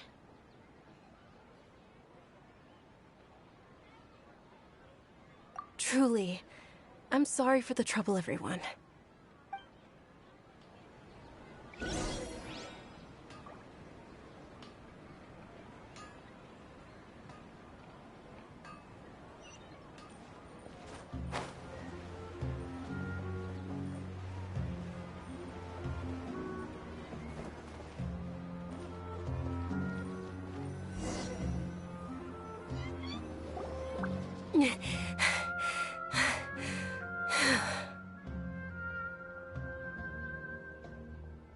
Are you feeling better, Dunyarzad?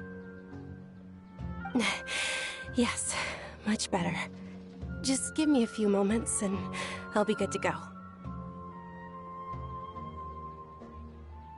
I didn't realize you were concerned about it. I guess I shouldn't continue to keep it a secret.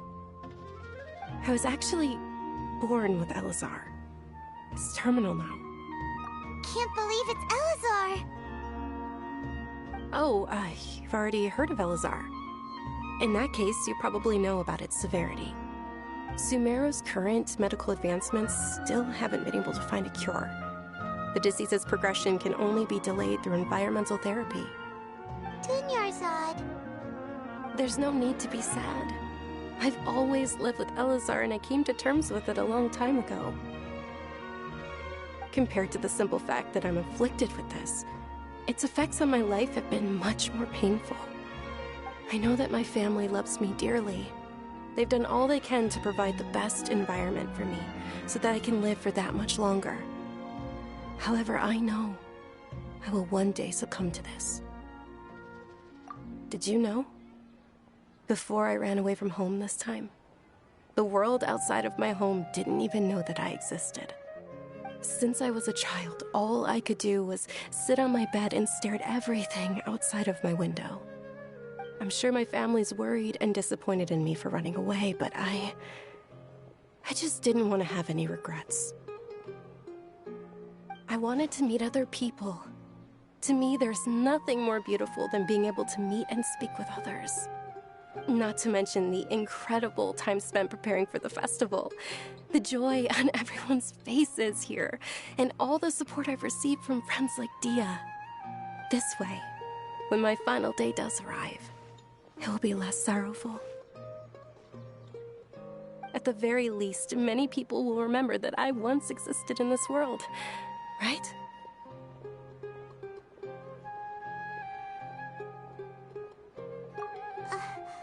As long as you don't forget Paimon, Paimon also won't forget about you.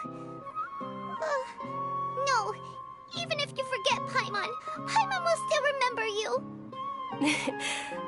Thank you two so much. I apologize for the depressing conversation. This is out of character for me. To be honest, Lesser Lord Kusanali gave me the courage to do all of this. If it weren't for her encouragement, I wouldn't have taken that first step. Thanks. There will always be frustrations in life, but I know that the point of living is not to leave behind any regrets. Oh, right. Isn't it almost time? Huh? Almost time for what? Isn't the Dance of Sub-Zeros about to begin? It's the part of the festival that I've been looking forward to the most. Nilou will recreate that legendary scene with her most splendid dancing. And the Sub-Zeros festival will conclude amid everyone's applause and blessings. And with that, my wish will also... Then what are we waiting for? Let's go to the stage! Yeah, we should still make it in time.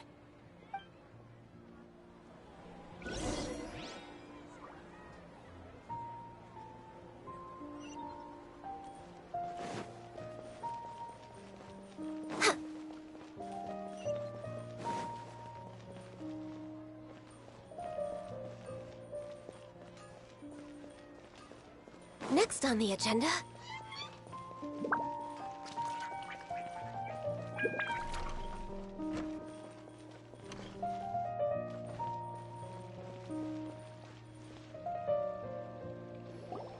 Were you not aware that the law prohibits this type of performance from taking place without prior permission?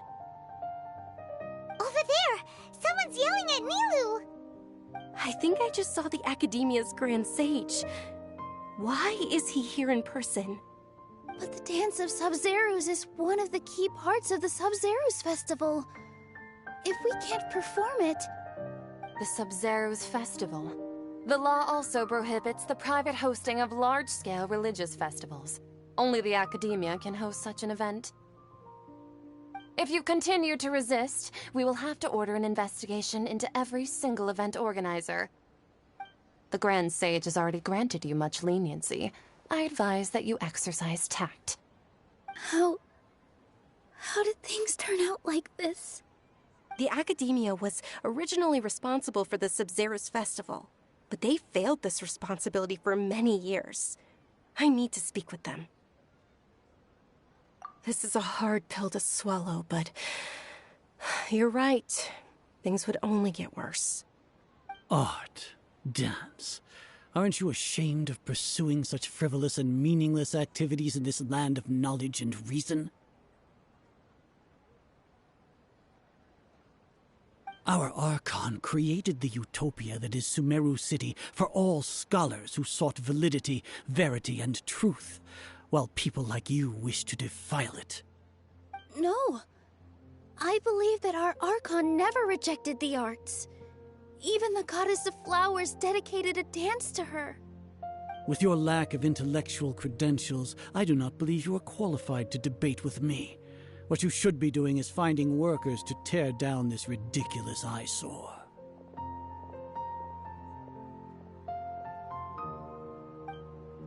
When we return, have the scribe draft an ordinance before the next Nyagarbaha Day that prohibits public art performances. We will announce it to the public later via the Akasha. Understood. I will inform him when I return.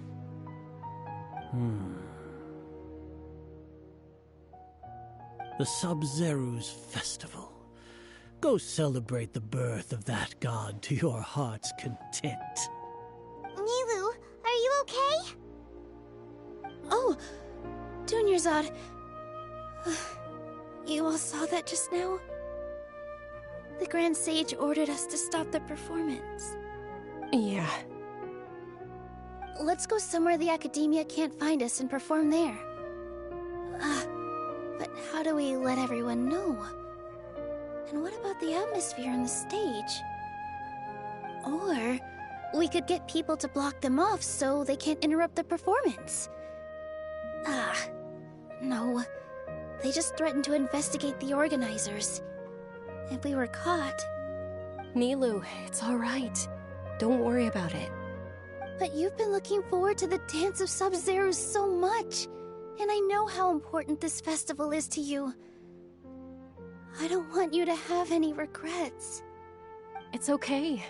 Seeing you care this much about my feelings is more than enough. It would be too risky to continue the Sub-Zero's festival at this point. I don't want to get everyone in trouble. If you say so. But you can sneak out for the next Sub-Zero's festival, right? We'll make sure the next one is a smashing success. The next one. Yes. Okay. It's a promise. It will be a smashing success. Paimon can't believe this is how things turned out. Those heartless geezers. It really is okay. There's nothing we can do about it. Still, I'd be lying if I said I had no regrets. I would have loved to see Nilou's dance.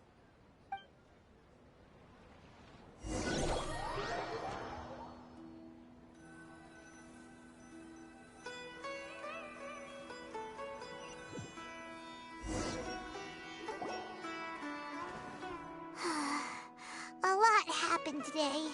It's a shame the festival ended the way it did. Nilou and Dunyarzad promised to make the next Sub-Zero's festival a success, but Dunyarzad is running out of time. Yeah.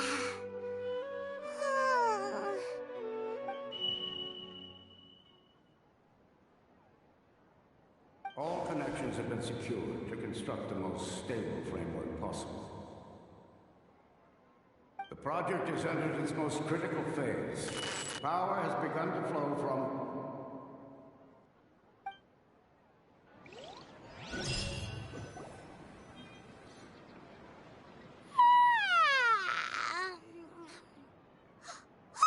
We're gonna be late! It's all because you wouldn't get out of bed! We should go meet Dunyarzad right away!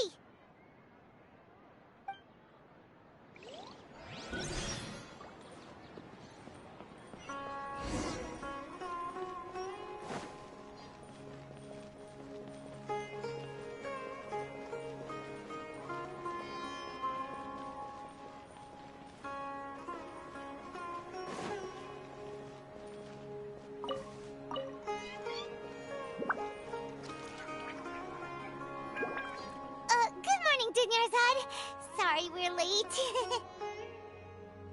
Not at all. I arrived early. You seem kinda tired. Did you not get enough sleep? I'm doing well. There's no need to worry. Shall we go? Let's start with the stalls over there. Sure! Traveler? Why are you just standing there? Let's get going!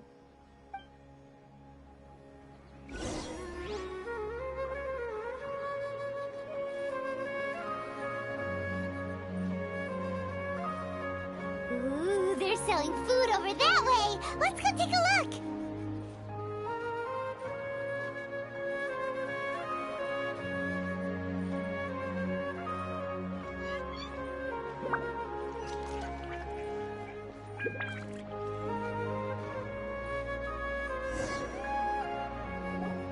This is a stall offering foods from the Haftmewa feast. You are quite well informed, miss. I thought most people nowadays wouldn't know. They're all plants! Oh, Paimon's a little disappointed. Actually, what is the Haftmewa feast you mentioned just now? It's one of the Sub-Zerus festival's traditions. People used to set their tables with 7 different foods to symbolize the 7 virtues of the Dendro Archon. Appear to be in the form of the moon. Really? Paimon thought it looked like some kind of food. The moon signifies... It's escaping me for now. Wait a moment. Is he really looking it up in a book? Oh, right. It means illusions and lies. But if you trust your intuition and overcome your fears, the sun will surely rise. Understood. I'll keep that in mind. Oh, it's nothing. I'm just learning as I go. Guess that was still pretty interesting. Okay, on to the next stall.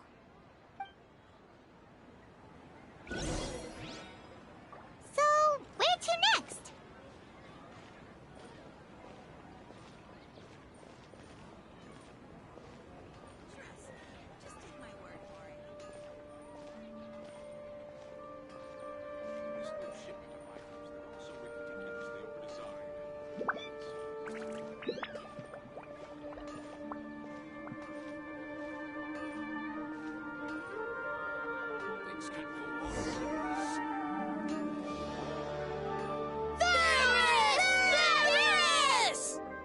All right, soldiers. Now that you have your Yalda candies, don't forget your loyalty to Lesser Lord Kusanali. Dismissed. Yes, Knight Varys! What's going on? Is this a play? Ferris, the Night of Flowers, is another Sub-Zerus festival icon and one immensely popular with children. It's all thanks to Miss Dunyarzad's sponsorship that the children can meet the Night of Flowers. Oh, do you want some Yalda candies? I happen to have some boxes ready here. Take a look and pick whichever one you want. What's to pick? Don't these boxes all look the same? It's not that simple. Each box contains a random flavor. It's up to the luck of the draw. Flavors include lavender melon, hara fruit, sunsetia. Ooh, how interesting! And there's also lizard tail and oni kabuto. Ugh, why do those flavors even exist? Traveler, help Paimon pick one. Paimon wants to eat the sunsetia flavor. Great! These boxes of candy are numbered 1 to 5 from left to right. Which one do you want?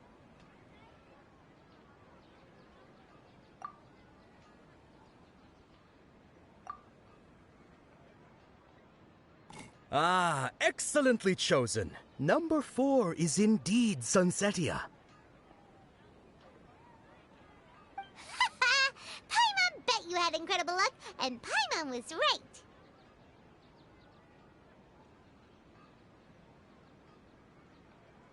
Huh? Are you saying that you instinctively chose the right box? But now that you mention it, Paimon also had the feeling you'd choose the right one. Is that kinda like what you felt? Maybe we didn't sleep very well last night. Or maybe we slept too much.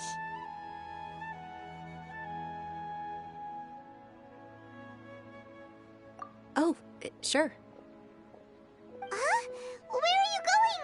You're just gonna walk off like that?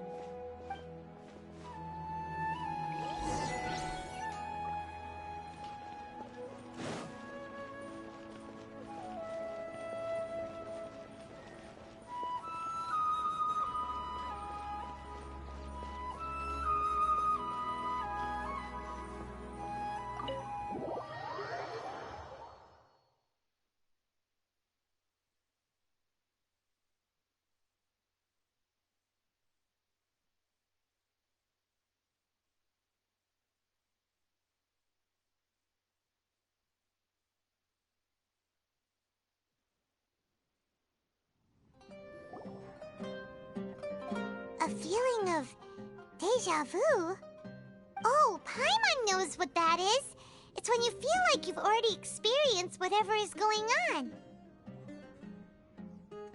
In that case, Paimon also felt something like that today. But that's just our brains playing tricks on us, isn't it? So why'd you run here in such a hurry?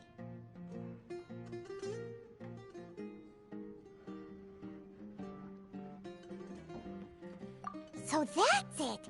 You're intentionally doing things you usually wouldn't and seeing if you still get that same feeling of deja vu. Welcome, you two. Are you here for lunch? What would you like to eat? Got it. You don't look like you're from these parts, but I gotta say, you've got good taste. I'll give this order to the kitchen. Coconut charcoal cake? Isn't it that burned thing that didn't look tasty at all? Oh, Paimon understands what you're trying to do now. You'd never normally order something like this.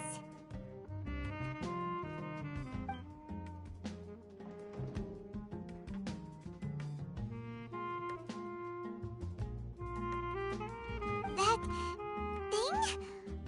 Are you really gonna eat it?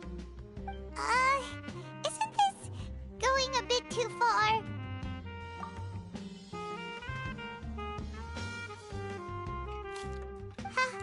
How was it?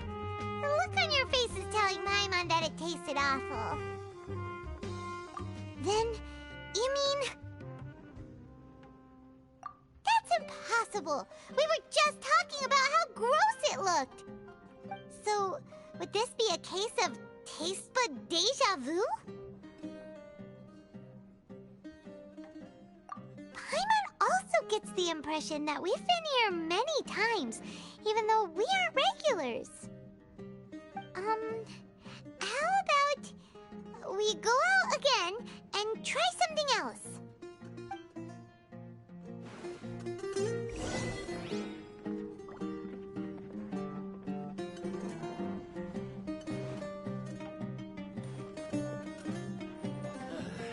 You just can't beat the atmosphere here.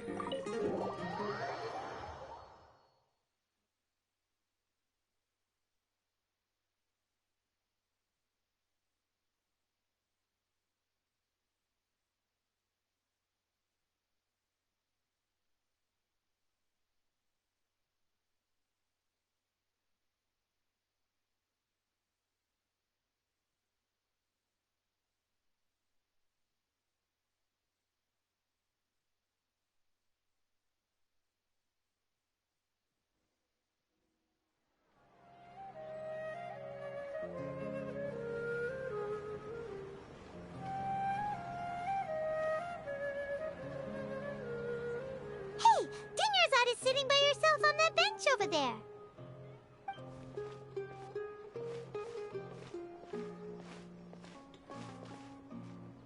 What a coincidence, Dunyarzad! We meet again! Why are you sitting here all by yourself? Oh, I ran into some kidnappers just now, but thankfully Dia came to my rescue. I started to feel unwell after that, so I sat down here. Kidnappers? Oh my goodness, are you hurt? I'm okay. Dia's arm got scratched, but it isn't serious. Whew. That's a big relief. But, Dunyarzad, you seem a little down today. It's the Sub-Zero's festival, and you've been looking forward to it so much! Not at all. I've always been like this.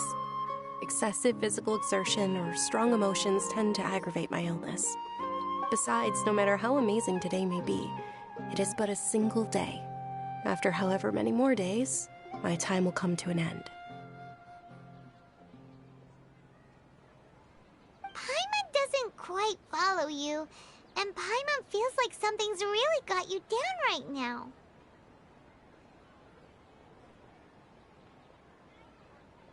It really is fine. I don't mind.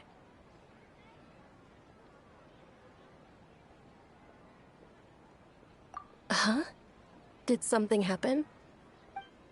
Dunyarzad, have you ever felt deja vu? You know, like when you've already experienced something that's happening right now? Deja vu? No. But my days have been the same for years now. Even if I were feeling deja vu, I suppose I would already be used to it. Oh, Paimon sees. Then, is it only the two of us? It's almost time. Huh? Time for what? Nilou's Dance of Sub-Zeros is about to begin. Let's go.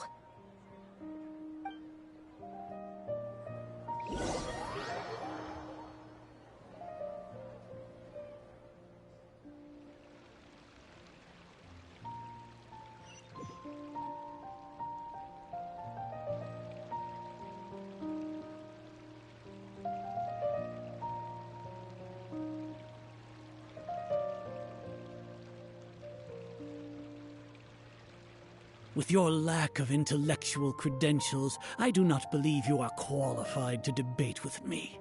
What you should be doing is finding workers to tear down this ridiculous eyesore.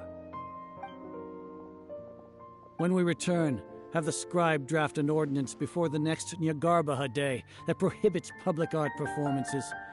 We will publicly announce it later through the Akasha. Understood. I will inform him when I return. The Sub-Zero's festival. Go celebrate the birth of that god to your heart's content.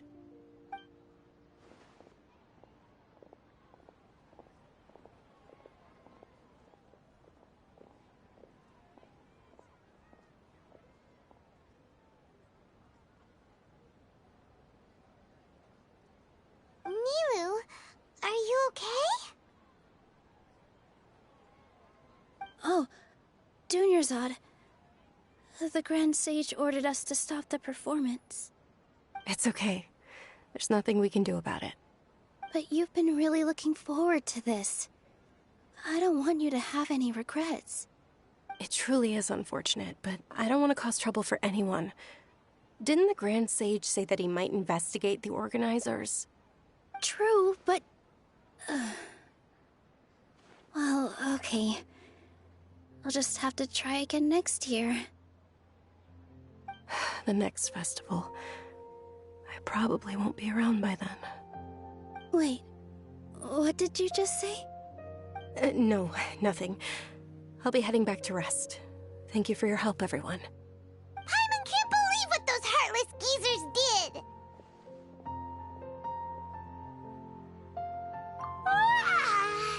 Did Dunyarzad already go back? We should also return and get some sleep.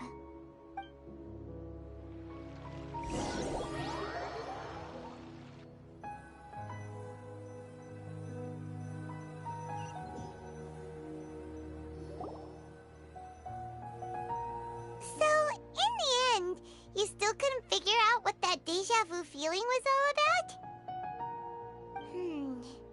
Maybe it really was because of exhaustion. Same here. That's why Paimon stopped thinking about it halfway through the day. Then, how about we settle in and get a good night's sleep? For now, we can chalk things up to to exhaustion. We could do more thinking tomorrow.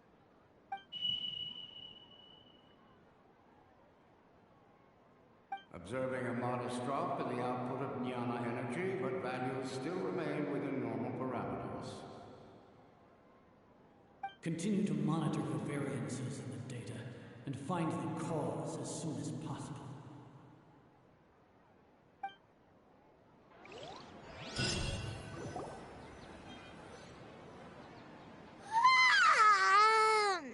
Why does Paimon feel so tired after so much sleep? Anyway, we should go meet Dunyarzad right away.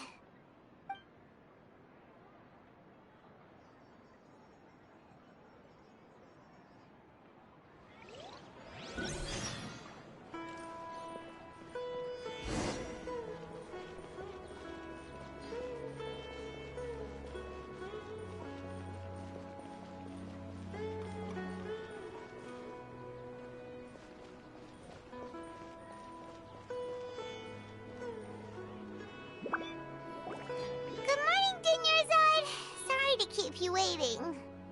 Not at all. I arrived early. Huh? Paimon thinks you sound kinda tired. Did you not get enough sleep? I'm doing well. There's no need to worry. Shall we go? Let's start with the stalls over there. Great idea! Let's get going! Traveler?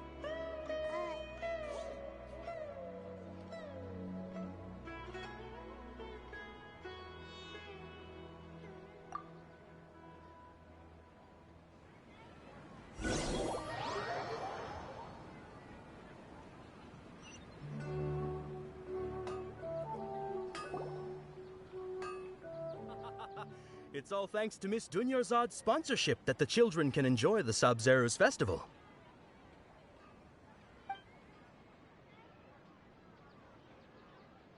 Oh, are you interested in Yalda candies? I have some boxes of candy here. Pick whichever one you want. Not much of a choice. All these boxes look the same. It's not that simple. Each box contains a random flavor. It's up to the luck of the draw. Flavors include lavender melon, hara fruit, sunsetia. They all sound pretty tasty. And there's also lizard tail and oni kabuto. Huh? What were those last two? He'll help me choose. Paimon wants to eat the sunsetia flavor. No problem. These boxes of candy are numbered 1 to 5 from left to right. Which one do you want?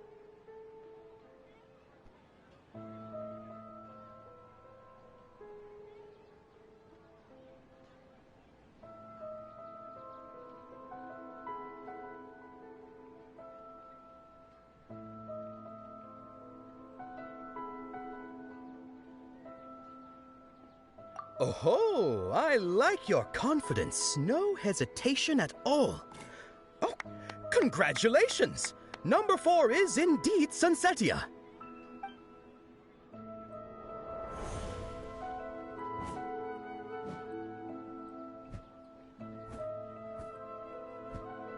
Ha-ha! Paimon knew he always had incredible luck.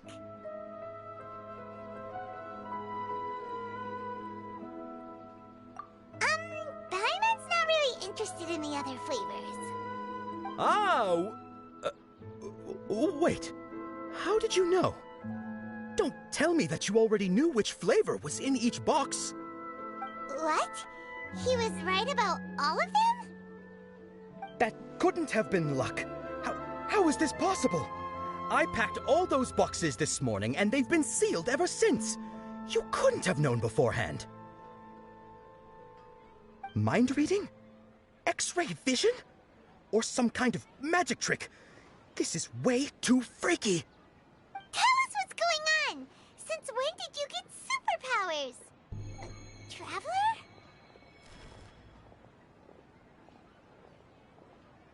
Hey, where are you going?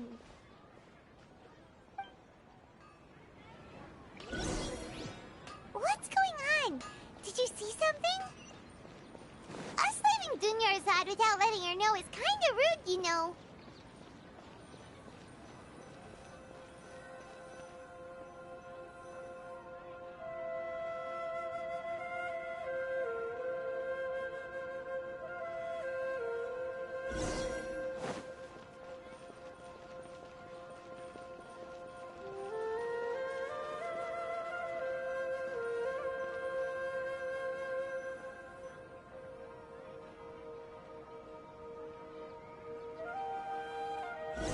We're way behind schedule.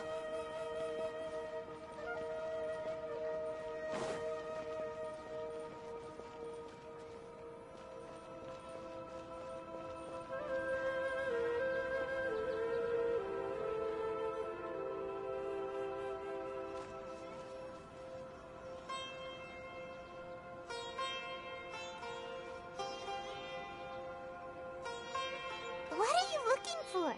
Why did we come here?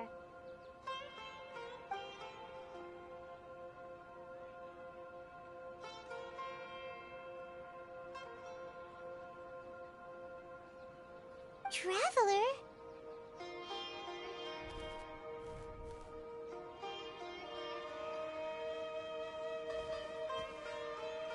That's...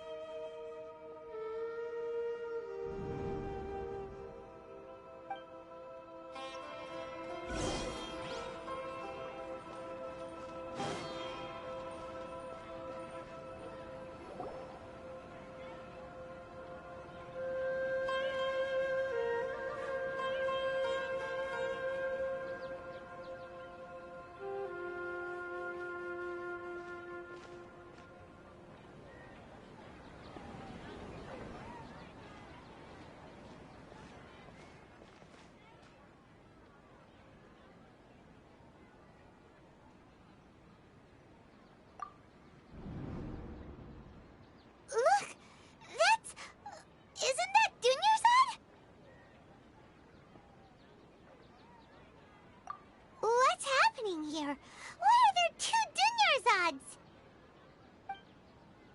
You already know that this isn't your first Sub-Zero's festival, don't you? I'm sure you already know how to use this. A knowledge capsule? Where did you get it? What's inside? You should use it too, Paimon. You know Paimon? Well, this seems kinda sketchy, but Paimon feels like this is what we should do.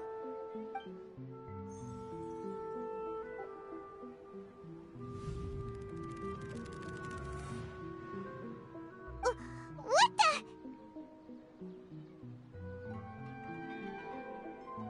This is our 20th time at the Sub-Zero's festival? Huh? No. The 30th? 40th? Just how many times have we been to the Sub-Zero's festival? Have we been trapped in a single day? If it weren't for you, we wouldn't have even realized. What the heck was inside that knowledge capsule?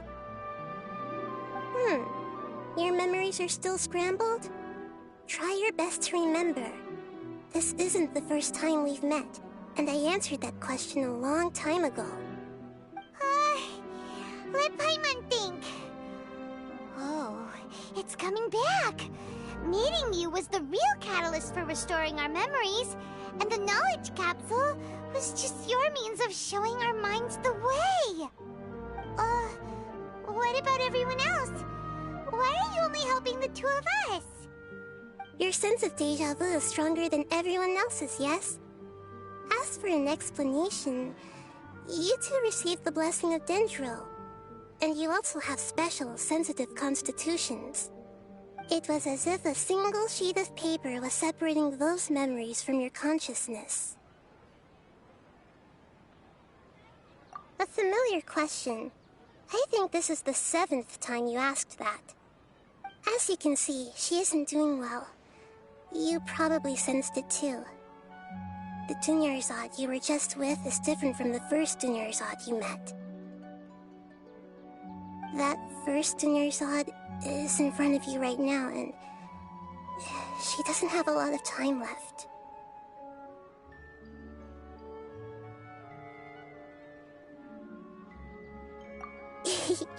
Looks like you're almost done sorting out your brain. Oh yeah, I'm Nahida. Good, you passed the test. What's happening? You can awaken our memories, and you seem like you know what's going on. Oh, wait, please don't tell Paimon even you don't know. Everything in this world runs in a loop. This cycle is called a samsara. You, me, and everyone else are all stuck inside a one-day samsara. As for the truth, that's on you to find out. If you were told the truth instead of discovering it yourselves, it would literally blow your minds. I don't know how you'd be after that. I can only give you surface-level help, like bits of information and subtle hints. For the rest of the time, I'll be doing all I can to slow down Dunyarzad's illness. She looks like she isn't doing well at all. Her illness gets worse after each Sub-Zero's festival. If we can break out of the samsara, I might be able to save her. But as things are right now, she's just a small bird in the sky that's about to lose its last feathers. All I can do is raise a gale to delay her fall. You sure love to use weird analogies. Analogies are wonderful tools. They let you use existing knowledge to understand unfamiliar things. Okay, so, with what you know so far, what do you think the truth is?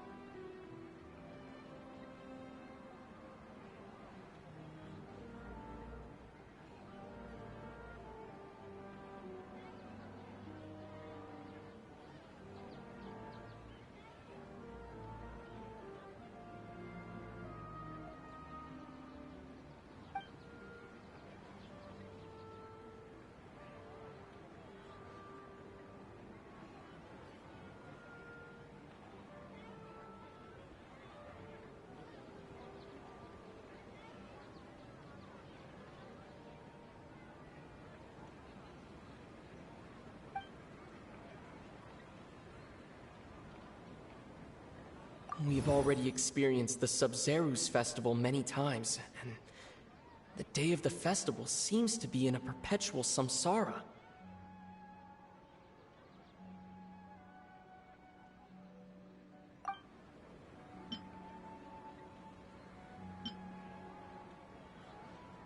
The moon, illusions, and lies.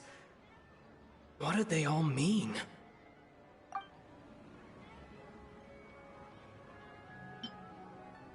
The Grand Sage said, "Go celebrate the birth of that god to your heart's content." Did he mean something more?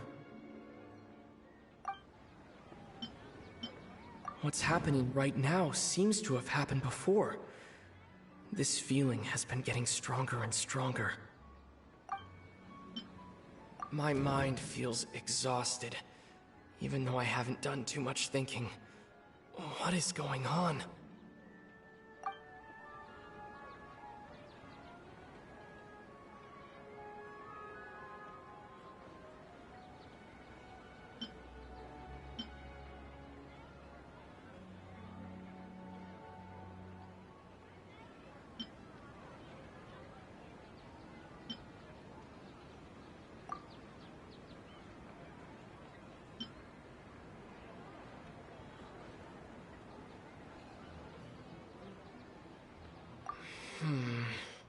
I can't seem to cohesively piece everything together. I can't seem...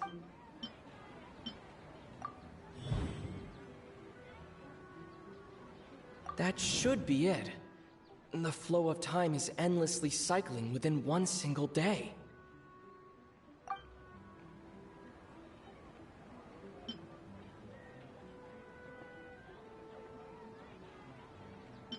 That should be it. The flow...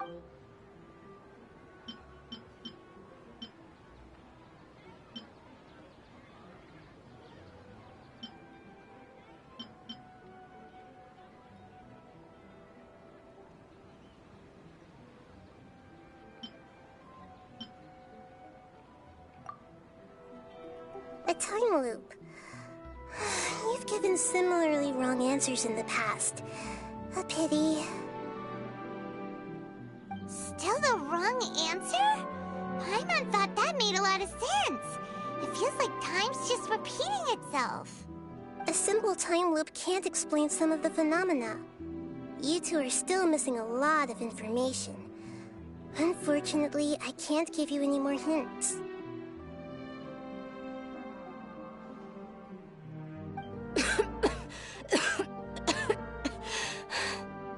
Dunyarzad!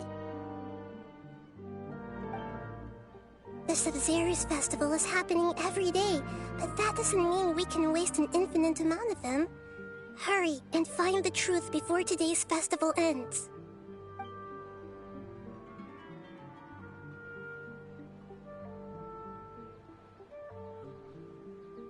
Let's think about our current situation. To save Dunyarzad, we have to escape the samsara of the Sabzeruz festival. And to do that, we need to figure out what's happening. The truth. Nahida rejected the idea of a time loop, so we must have missed something, right? Paimon's memories say that we've already done this many times, but let's go talk to people again. It's more productive than sitting here and scratching our heads. Why don't we start with those stall owners?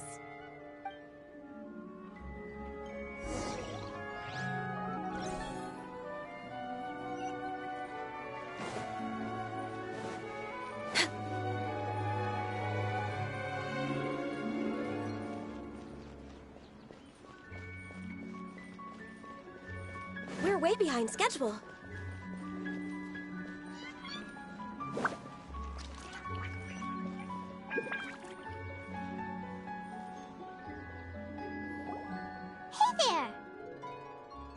Hey, it's you guys again. Where's your cultured friend? She's feeling a little unwell. I see. Did you come back to buy something? I guarantee the freshness of my products. I harvested them from the forest just yesterday.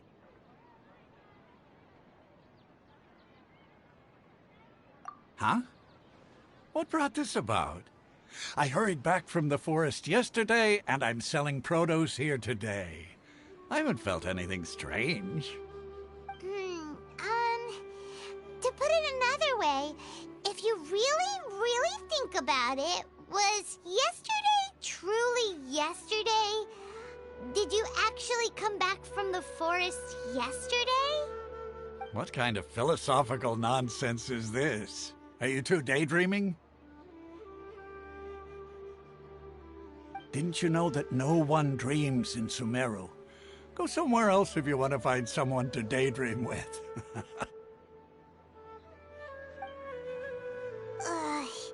He actually has a point. Is this a dream? Is everyone dreaming? True. It's so weird that people here don't dream. Why is that? Anyway, if this all really were just a dream, we would have woken up a long time ago. Let's keep asking around.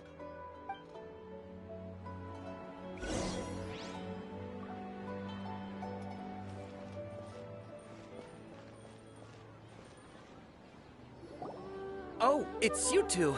Was my divination so accurate that you felt compelled to compliment me in person? Ooh, I knew it! I told you, the god's divination is highly accurate. You just hadn't fully understood its significance yet. You're really excited about this, huh? That's exactly why we came back. Help us better understand it. Help you better understand it?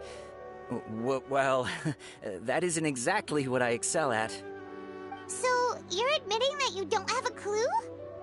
Anyway, what kind of situation did you get into?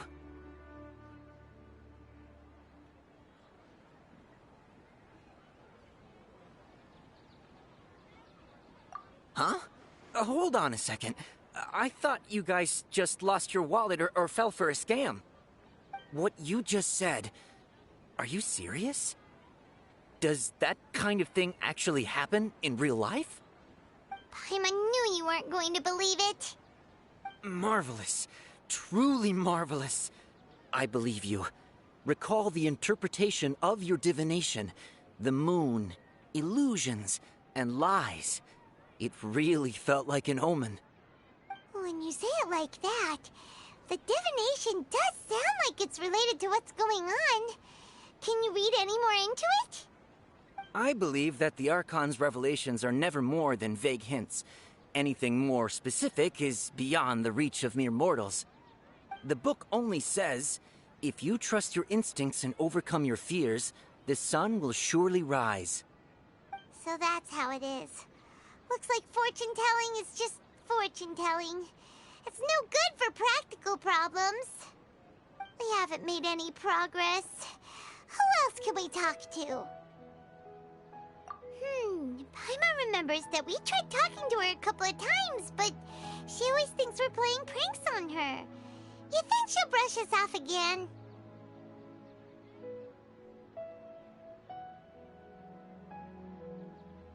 Yeah, if we tap into Dia's strong sense of responsibility as a mercenary, then she'll definitely take us seriously.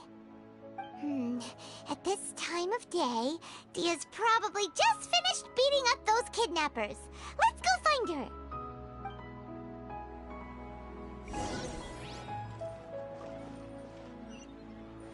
Next on the agenda...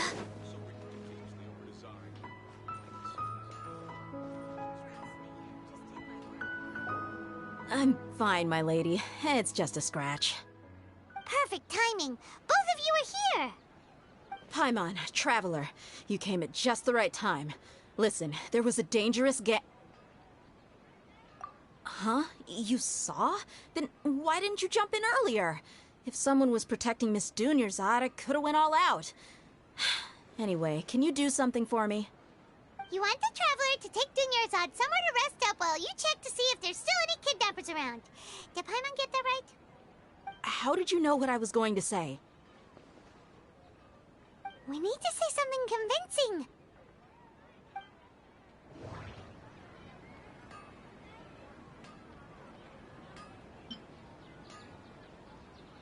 Dia sold her greatsword to raise additional funds. And then she was injured because she wasn't used to her new weapon. People in Sumeru don't dream. What a strange phenomenon. The moon, illusions, and lies. What do they all mean? My mind feels exhausted, even though I haven't done too much thinking. What is going on?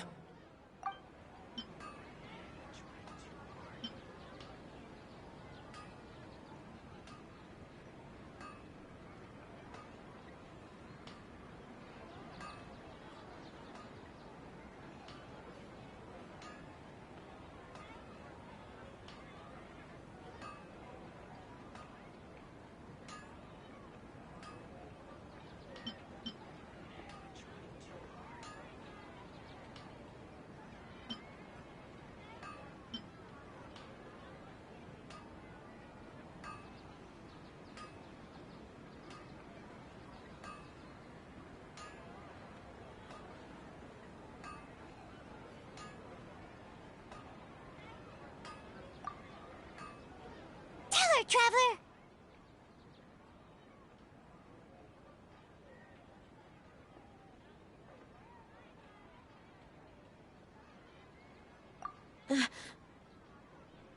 I didn't tell anyone about that. Including Miss Dunyarzad. You couldn't have known. And just now, you literally took the words right out of my mouth. What's going on? Alright, so this is the situation.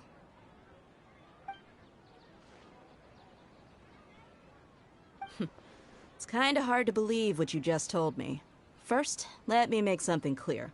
Most of us desert dwellers might not be the scholarly type, but we do have basic common sense. She's quieter than usual. Uninterested in anything and really gloomy. Yeah, she isn't the same as before, but her parents said that this is how she was like at first. Huh? At first? I don't quite understand what you're all talking about. I'll go rest on the bench over there. My lady, are you angry? All right, I'll give you the benefit of the doubt since you knew about my greatsword. Let's make this a quick trip. Miss Dunyarzad isn't completely safe here.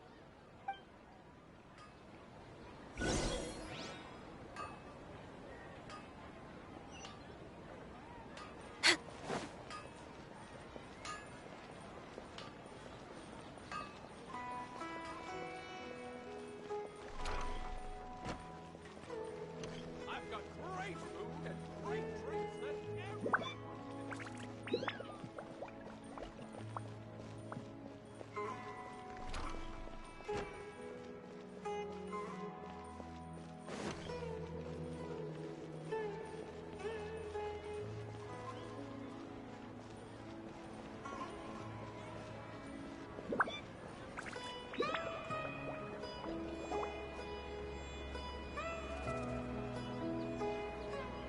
Nahida! We brought a friend! Are you busy? I thought I told you that it won't help to bring anyone here. We just wanted her to see the real Dunyarzad's condition. The real Dunyarzad? Where and who are you talking to? Huh? I told you that you two are special. Other people can't see me or Miss Dunyarzad here.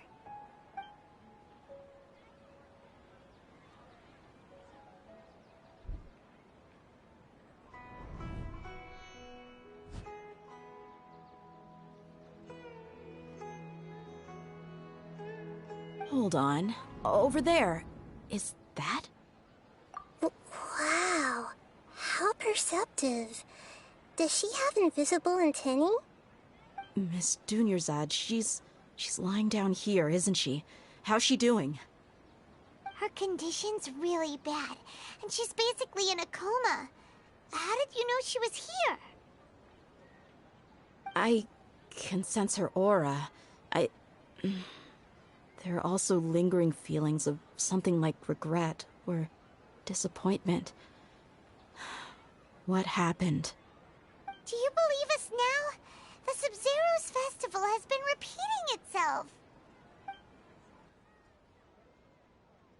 So, you think the sages are behind this? Yeah, they've always been against us. Wouldn't surprise me if they're using the Akasha to intentionally repeat the Sub-Zero's festival as a sick joke. You have a point. Aside from the Dendro Archon, the Academia's sages are the only ones in Sumeru who could pull off something like this. Maybe there's more to the Akasha than we know. Right! Didn't you awaken our memories using something that looked like a knowledge capsule? That means you must know something about the Akasha! The Akasha relies on the power of a gnosis to operate, as it is the manifestation of the God of Wisdom's power. It compiles the wisdom of the entire populace, and it grants knowledge to the people. A gnosis could do that? No wonder the Akasha is so magical. It's being powered by the gnosis of Sumeru's Archon.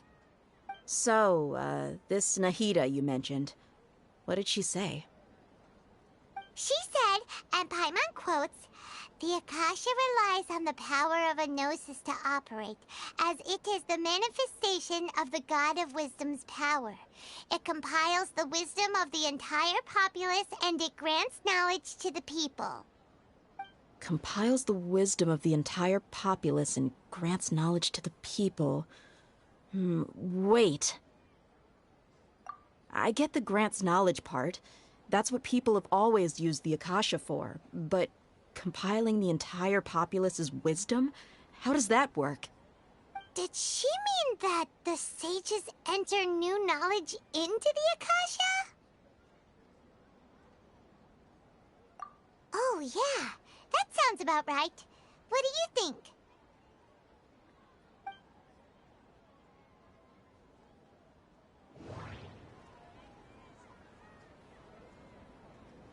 People in Sumeru don't dream. What a strange phenomenon. Okay, Nahida said the Akasha relies on the power of a gnosis to operate, as it is the manifestation of the God of Wisdom's power. It compiles the wisdom of the entire populace, and it grants knowledge to the people. My mind feels exhausted, even though I haven't done too much thinking. What's happening right now seems to have happened before. This feeling has been getting stronger and stronger.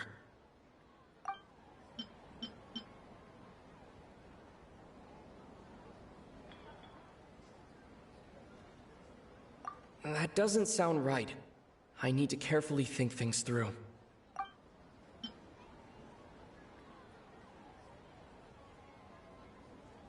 That doesn't sound right. I need to... You mean the Akasha is causing our mental fatigue? Huh.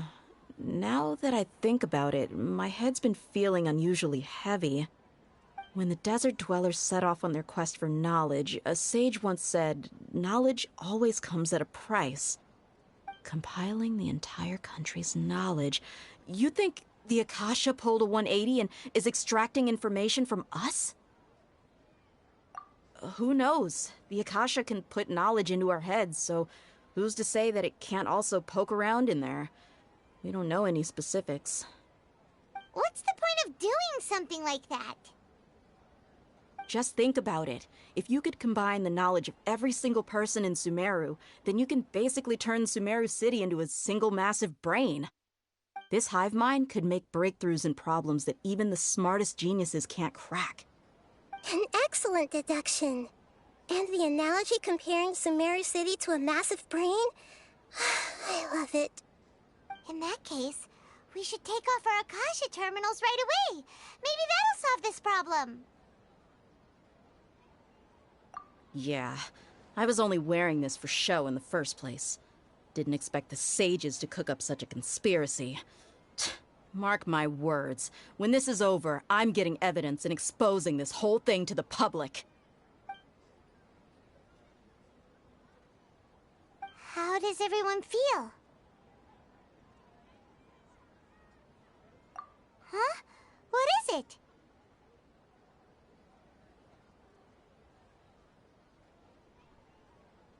Oh, that! Paimon knows what you're talking about. It's a single soft beep that sounds like it's coming from the Akasha terminal. The sound of a beep. Could it be a prompt tone for when the Akasha is operating? That's probably an important clue. We weren't using our terminals, but we heard a beep anyway.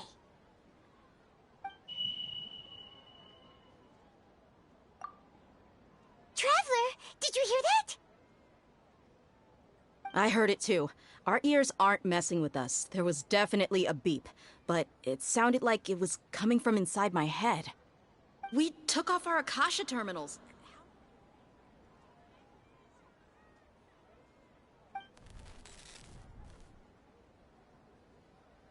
Phase runtime has exceeded its expected length. At this rate, there may be casualties. But we cannot lose all of our progress.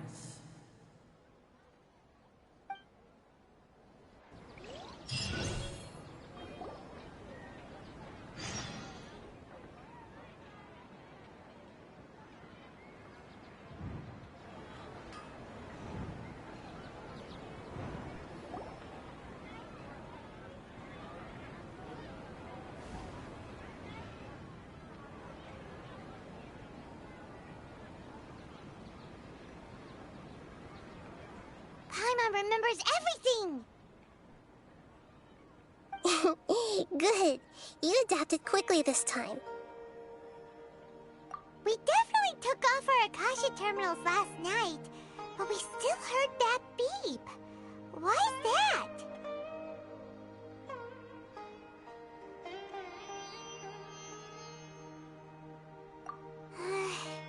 But now we can at least confirm one thing. The Akasha definitely has something to do with whatever's trapping us in this cycle. Oh, Paimon doesn't get it. Why would the Akasha go this far if all it wants is everybody's wisdom? It's extremely difficult for lab rats in an experiment to understand why they're being treated the way they are. If we're lab rats, then what are you? Nahida, you've never told us anything about yourself. I guess I'm the moon. The moon? Wasn't that the result of our divination? Anyway, knowing who I am won't help you get closer to the truth, so you should focus on other things. Don't get distracted and miss any clues. Okay then. Dia helped us a lot yesterday, so let's go find her. If Paimon's reading the time correctly, those kidnappers should be showing up soon.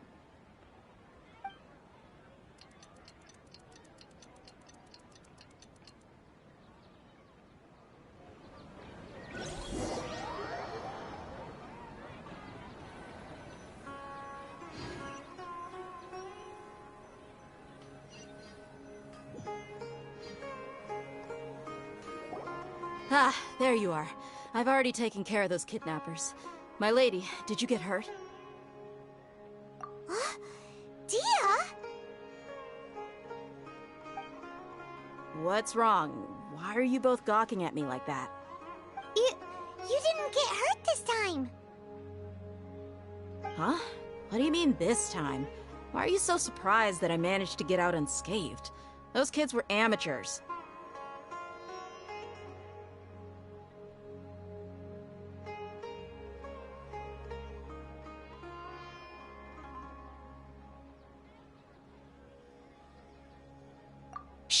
How did you know about my greatsword? I haven't told anyone about it. Please, don't tell Miss Dunyarzad. So Dia's lost her memories after all. Anything strange? You already know that I got a new greatsword. If I had to say something, it's weird how such a new weapon could feel so familiar. It's as if I've already used it to fight a countless number of battles. You're saying that, although you don't remember using it, your body feels like it does? That's right. Both mercenaries and warriors heavily rely on muscle memory. Only knowing the theory of battle won't get you anywhere. Traveler, what do you think?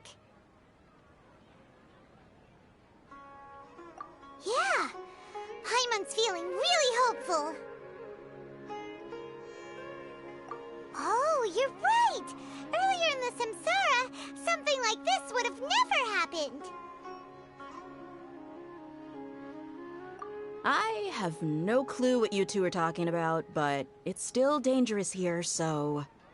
So you want us to take Dunyarzad somewhere else to rest while you check if there are still more kidnappers around, right? How did you know what I was gonna say?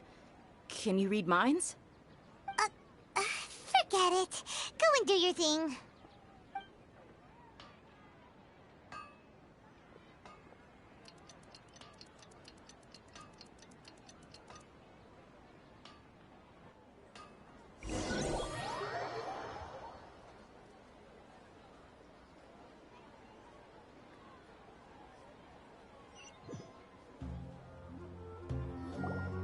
Whew. It's finally nighttime. Aside from Dia not getting injured, everything seems to have stayed the same. Listen, Nahida, we found out that Dia got out just fine today, even though she got injured every other time she fought the kidnappers. Do you think the Samsara has been broken? Have we saved Dunyarzad? Really? Good job on all that progress. Get some good sleep tonight. Hey, what tomorrow will come. Everyone assumes this is common knowledge, but the only way you can know that for sure is if you experience tomorrow. How many todays has it been? Is it possible that today will be followed by yesterday? Does tomorrow truly exist as anything beyond a made-up concept? It's even possible that this entire world is a lie, and the history of the whole world has just been one endless Sub-Zero's festival. Okay, no more! Paimon's brain is already shut down.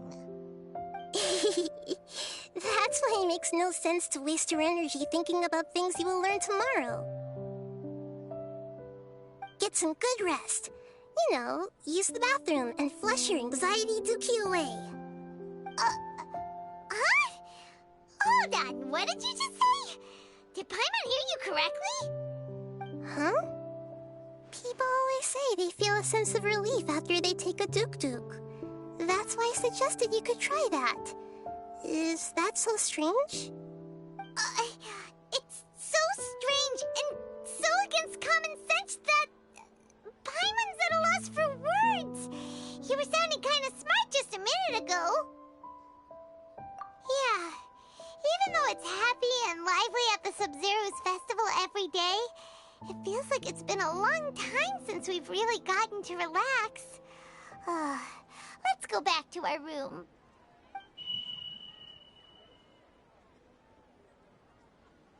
Continue the harvest. Compared to what we stand to achieve, these sacrifices are trivial.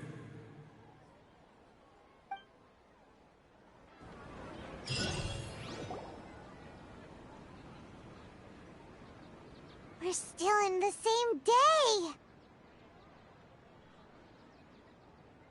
Nahida, you already knew last night that we didn't break out of the Samsara? Why did you tell us? Would there have been a point? You would have spent the night with new worries, with tomorrow still out of reach. In that case, you might as well rest within that brief moment of hope. An opportunity like that doesn't come by often, and I thought it might help you clear your minds. Paimon thought the Duke did that! Whatever. Guess you were looking out for us after all. Of course. In the time we've been together, you two have been everything to me. Paimon's flattered and everything, but maybe you're taking things a little fast. What I mean is, even though I had asked you to solve this puzzle, you two are still the only ones who can see me and sense my presence. In other words, if you weren't here, I may as well not exist. That's why you two have been everything to me. Get it? Nahida's talking about confusing stuff again. Anyway, that's enough chit-chat. So, Traveler, did the new clues yesterday help you gain a new understanding of the situation? Huh? Why are you scrapping your previous theory?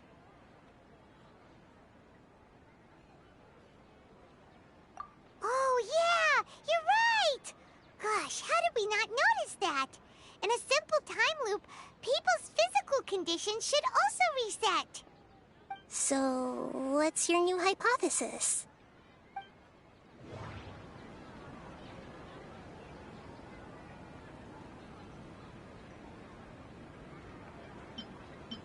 The moon, illusions, and lies. Mercenaries rely heavily on muscle memory, and Dia was able to use her experiences to avoid injury in later samsara cycles. The beep is a prompt tone for Akasha operations. We still hear it every night, even though we removed our Akasha terminals. Okay, Nahida said the Akasha relies on the power of a gnosis to operate, as it is the manifestation of the God of Wisdom's power. It compiles the wisdom of the entire populace, and it grants knowledge to the people. We've already experienced the Sub-Zero's festival many times.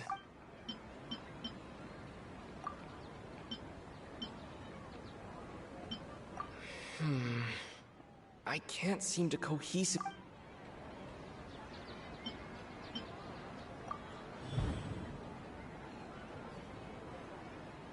If all our memories of a day are erased at the end of that day, then we would unwittingly relive the same day again and again.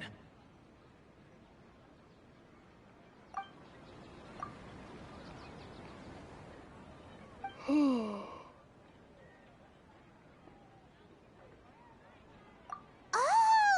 Then the beep we hear every night could just be indicating the deletion of our memories! That's why when we wake up, everyone thinks the Sub-Zero's festival hasn't happened yet! It's already the next day, but everyone still thinks it's the day before! But muscle memory can't be erased. That's why Dia has been getting better at using her greatsword. Now everything makes sense! A brilliant deduction. Nahida, tell us if we're right or wrong. To put it simply, it's as if you've mistaken a pyro crystal fly for a firefly in the night. You lost sight of its true nature because you focused too much on your perception that it glows. That isn't simple at all! Why don't you go talk to Miss Dia again? You might learn something new. Right! She did help us find our latest clue after all. Let's go!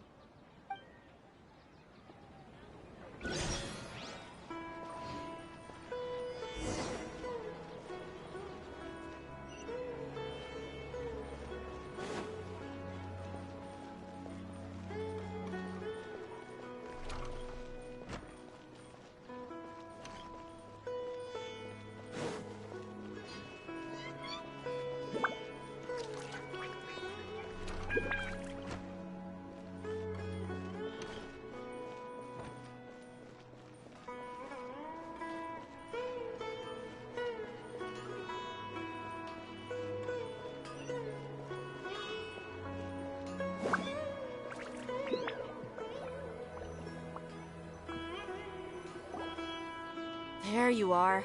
Really took me a while to find you. As expected, Dia also didn't get hurt today. Get hurt? Why would I? Don't underestimate me. Well, you're still getting used to your new greatsword. Huh.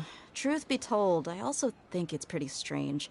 It just suddenly felt so familiar in my hands and... wait a second! How did you know I got a new greatsword to begin with? I didn't tell anyone about it. Traveler, could you explain the situation to her today? Paimon's gotten a little sick of doing it. Oh, that works.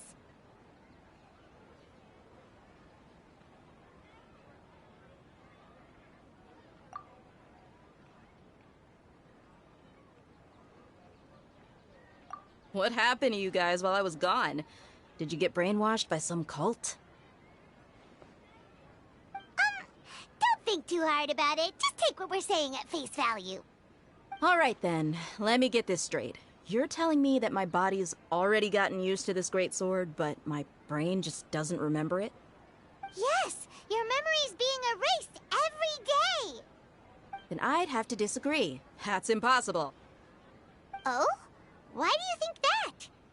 If we've actually been reliving the Sub-Zero's festival day after day, then what happened to the things we used, the money we spent, the food we ate? Common sense says my wallet should have emptied itself a long time ago. There's no way I wouldn't have noticed that.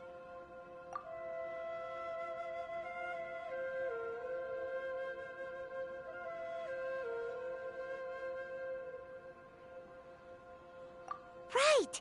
They could use the Akasha to record what everyone did that day, and then use the city's resources to replenish everything! It's not very likely, but it's also not impossible. No, it is impossible. I've got proof. You have proof? Where?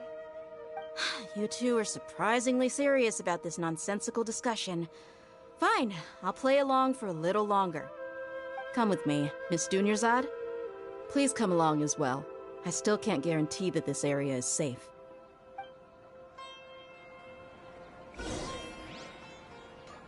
Paimon can't believe it's Dia who wants to show us something this time.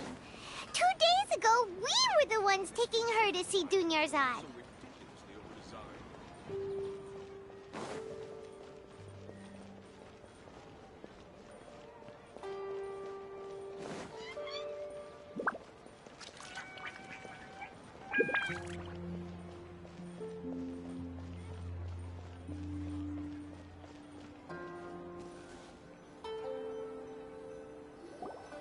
This is it. Huh? This is a wooden training dummy. What about it? See those marks on the dummy? Those are the result of several days' worth of practice. Let's say the sages didn't replace it every day. Shouldn't it be hacked to pieces by now? That's true, but what if they did? Then the sages would have had to reproduce every mark I left during previous training sessions. I'm a professional fighter. My martial school has always emphasized the importance of refined control. The force, angle, and entry point of each strike is calculated and deliberate. That's why I remember every mark on the dummy, as well as my state of mind as I made each strike.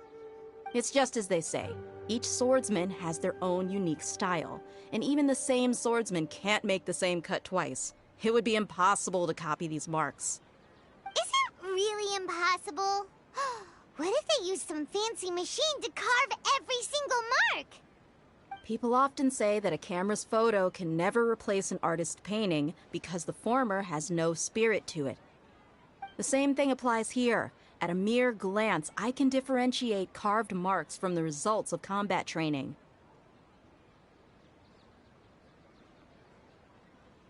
Whew, I hope that cleared things up for you.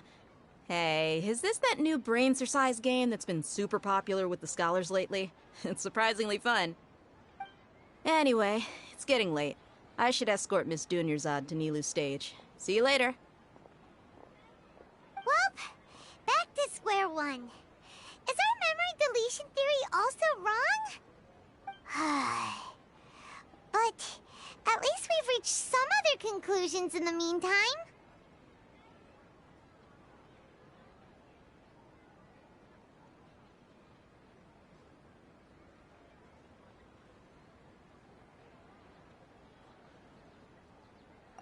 Yep, that's true. So, can we think of any new ideas right now? Strange? Paimon feels like everything's been strange lately. Huh? Leaving the city? You're right! It's really strange how we never thought of such a simple solution! Many things should become clear if we can confirm the flow of time outside of the city. Paimon can't believe it! Did we miss this because we're tunnel visioning too hard on our other theories? Or because we're just too tired?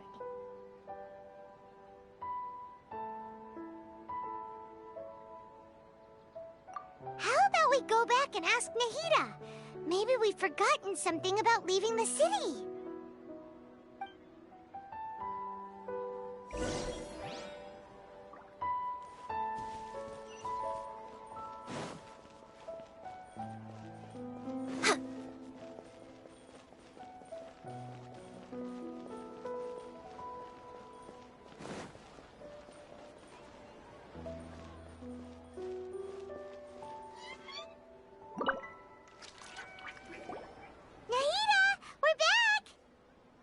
Early today.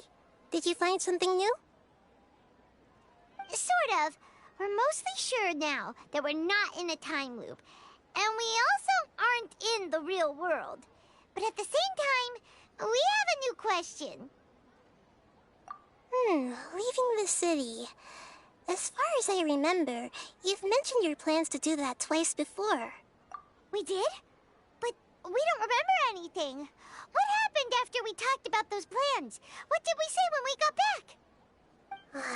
Let me think. I don't think you ever actually told me what the outcome was.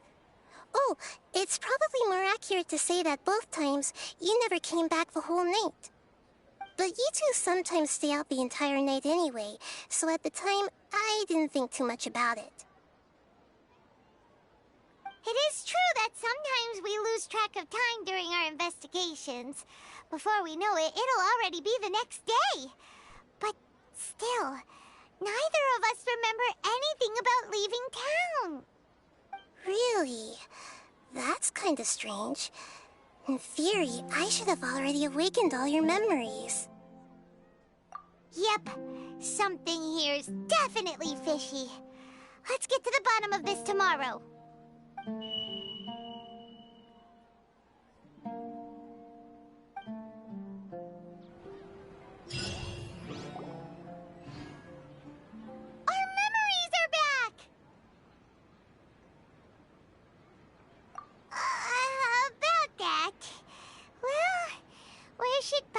begin. Traveler, aside from your memories that were just restored, I have another message for you. Listen to it and you'll understand. Can't go back. There are countless spaces here. Our Sub-Zeru's festival in Sumeru City is just one of them. Traveler, you should be missing 2 days worth of memories. Paimon will fill you in. It's time to carry out our plan from yesterday. Okay, let's go!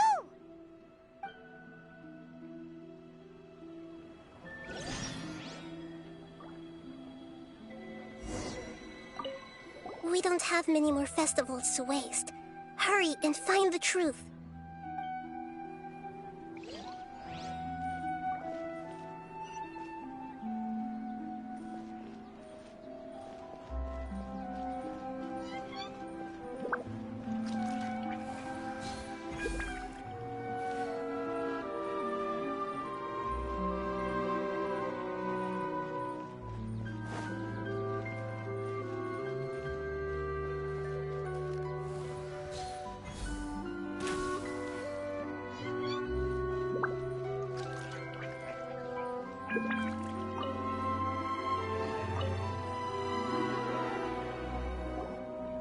Why can't we leave the city? What is the Academia up to now? Don't ask me. It's not like I can tell you anything. This is a direct order from the Grand Sage. Just wait until tomorrow. I have a real emergency. My goods have already arrived at Port Ormos. If I don't hurry, they'll be stolen. That's your problem. Make sure you make a request in advance next time. But it's not like you can just predict business matters in advance. It looks like the Academia already announced a lockdown for Sumeru City today. How completely unsurprising. Let's go and question them. Hello, sir. Why can't we leave the city today? Here we go again. Don't ask me. I don't know either. We just received an order that no one is allowed to enter or exit Sumeru today. They didn't tell us anything else. Angering me won't get you anywhere. If I had that kind of insider info, I would have left this stupid post long ago. It looks like he really doesn't know. If we can't get anything out of him, let's take matters into our own hands. Why don't we climb over the walls? Those guards can't be everywhere at once. This is a good spot, and the guard hasn't noticed us at all. Let's hurry! Huh? Why? Are you going to leave Paimon behind?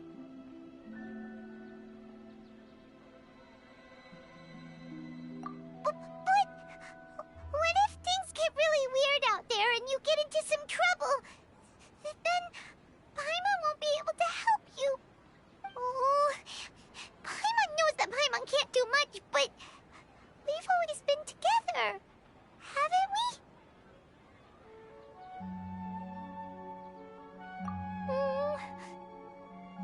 Okay. Paimon will wait for you. Promise Paimon that you'll come back as soon as possible. Just a quick look. And please, be careful.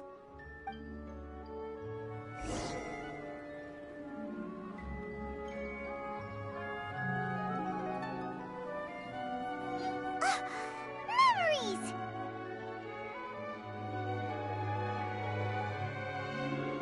Traveler!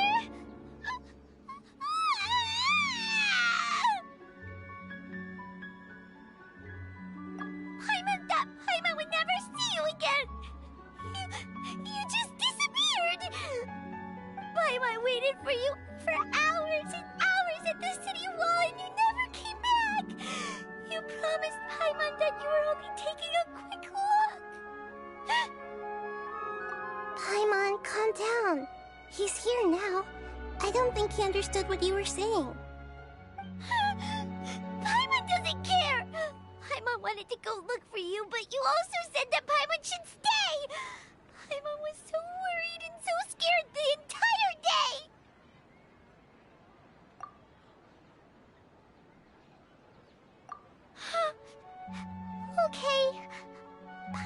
forgive you. The most important thing is that you didn't actually disappear. Oh, Paimon was so scared that you had gone into another world. Okay, Paimon, can you tell us your perspective of what really happened yesterday? I see. Using two people's different perspectives. After that, you left the city. Paimon kept her eyes on you the whole time, but then you disappeared in an instant.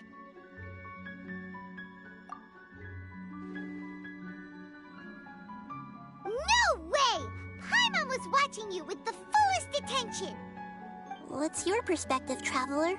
You sure you don't have any memory of this? I guess that explains everything. You also lost your memories the last 2 times you tried to leave the city. Those days' memories can't be awoken. So, if we leave the city, our memories will be completely erased?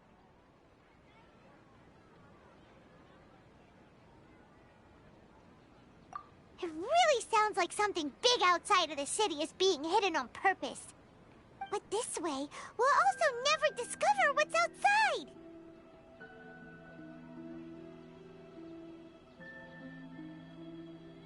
Something like a message? But how can we send it back? Don't look at me like that. I'm not used to being stared at. Well... Okay. You want something that can pass on messages, right? Give me some time and take care of Dunyarzad for me. Yep, now we're talking.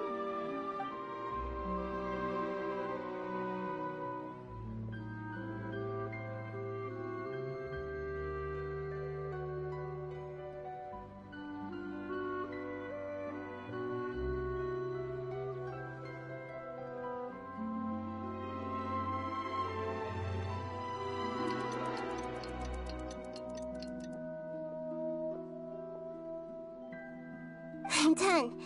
Here you go. What? Isn't this just an Akasha terminal? I made some little changes. Akasha terminals are already capable of sending messages. I just tweaked it so that it could connect to any node. To make something like this? Nahida, you really know the Akasha like the back of your hand. Anyway, we can use this now to record a message, right? Yep. I'll help you save the messages. It should be pretty easy to use. I just can't guarantee the user's status and signal coverage when they're outside the city. We'll never know until we try. At least we're taking the initiative now. Let's go then. Let's expose those sages! Alright. Paimon isn't as worried about being separated since it happened once yesterday. But Paimon still isn't happy about it.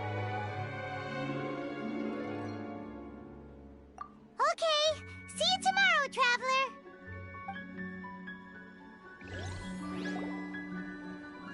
That covers everything that's happened so far. Yes, although the signal was choppy and had some interference, we still managed to receive 2 messages from you when you were outside. Okay, now that you understand what's going on, let's hear the messages together.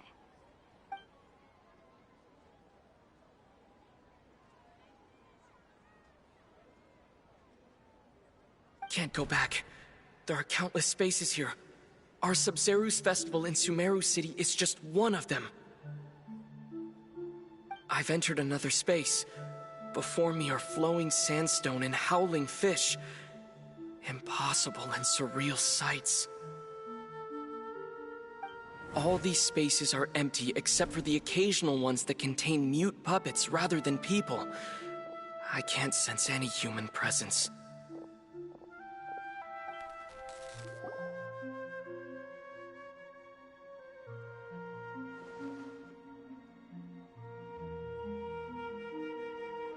That's one heck of an info dump. It sounds like you left the Sumeru city space when you set foot outside of the walls. But everything looked completely normal unbelievable. And if we take your word for it, the other spaces all had very weird contents. There's another part here. I only received it last night. These spaces have been disappearing one after the other, absorbed by something like a sun in the sky. And now, even the final space has also disappeared. Behind me, a lot of spaces just appeared again from thin air. I get it now. Those spaces are actually...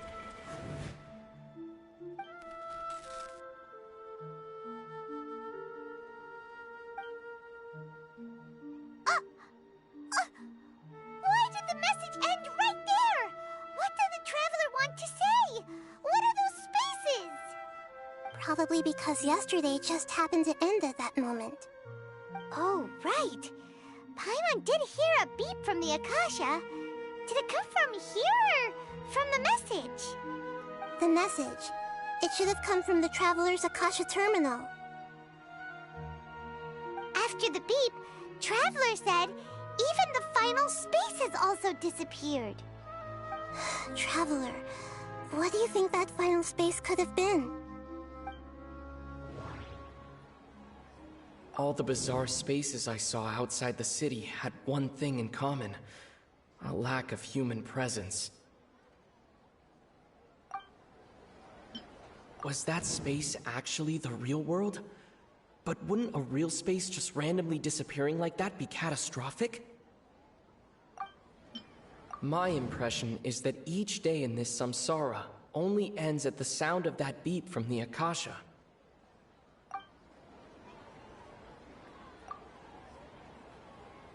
Oh, so that's what it is! After the sound of the beep, the final space, the Sub-Zero's festival, also disappears, and we're taken to the next day. Later on, Traveler also mentioned a bunch of new spaces materializing behind them. Do lots of new spaces appear every day? Paimon's head is spinning. Just what are these spaces anyhow? Well, consider this. For all the horrors of the Archon War, at its heart, it was just a game where a bunch of gods fought over 7 seats. So no matter how strange or spooky things may look on the surface, maybe all they point to in the end is a small and simple secret. Wow, the Archon War, huh? That's an analogy and a half.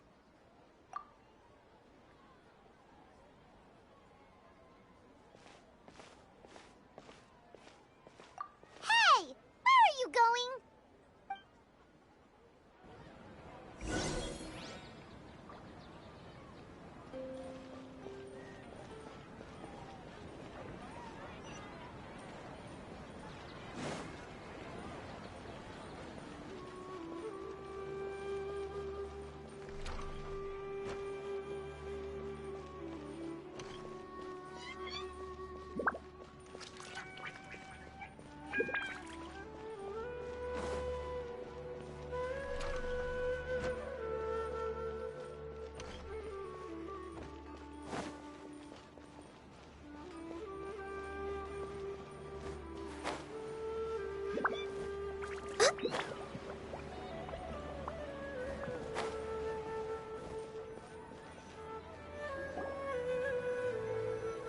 Do you want some alone time to think?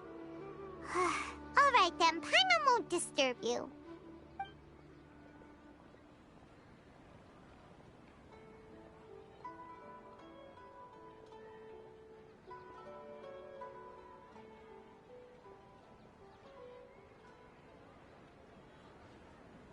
The dance of Sub-Zeros is about to begin.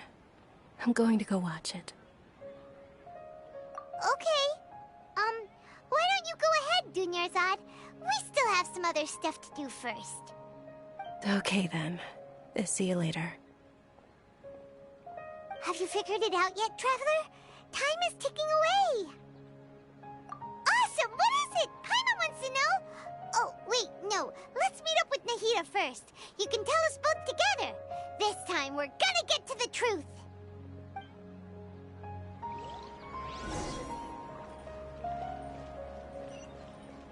Next on the agenda,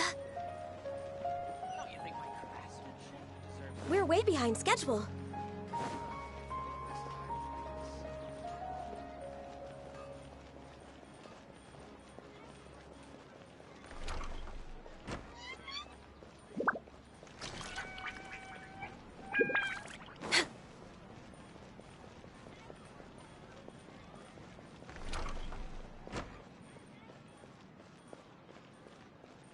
We're way behind schedule.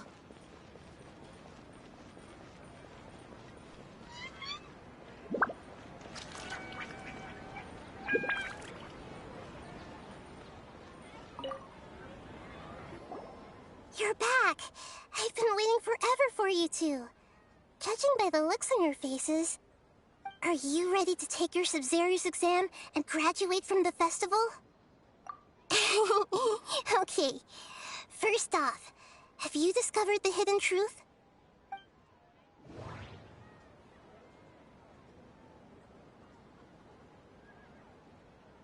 Okay, Nahida said the Akasha relies on the power of a gnosis to operate, as it is the manifestation of the God of Wisdom's power. Okay, Nahida said... We've already experienced the Sub-Zero's festival many... All the bizarre spaces I saw outside the city had one thing in common: a lack of human presence. Those spaces remind me of... dreams.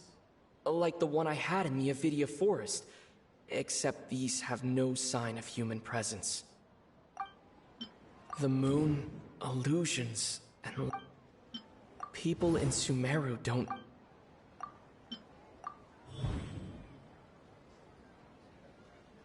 We are all in a dream. It isn't that the people of Sumeru don't dream. Rather, the Akasha is taking their dreams from them.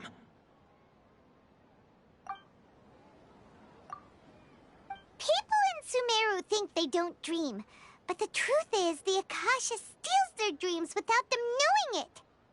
And those spaces with no human presence are stolen dreams without their host. That would explain why they sounded so weird when he was trying to describe them. Huh. So people in Sumeru do dream after all. In fact, we're all in one big dream together right now. Correct answer. Now, how did you conclude that the Akasha is capable of this? The Akasha relies on the power of a gnosis to operate. It is the manifestation of the God of Wisdom's power. It compiles the wisdom of the entire populace, and it grants knowledge to the people.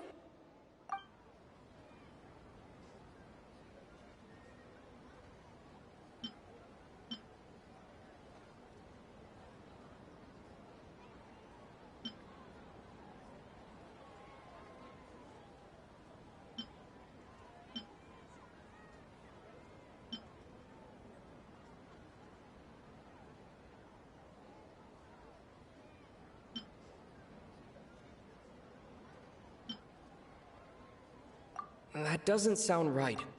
I need to carefully think things through. That doesn't sound right. Oh, okay.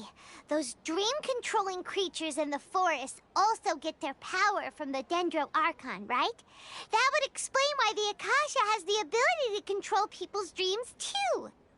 But is stealing everyone's dreams really how the Akasha compiles their wisdom? Isn't there anything more to it than that?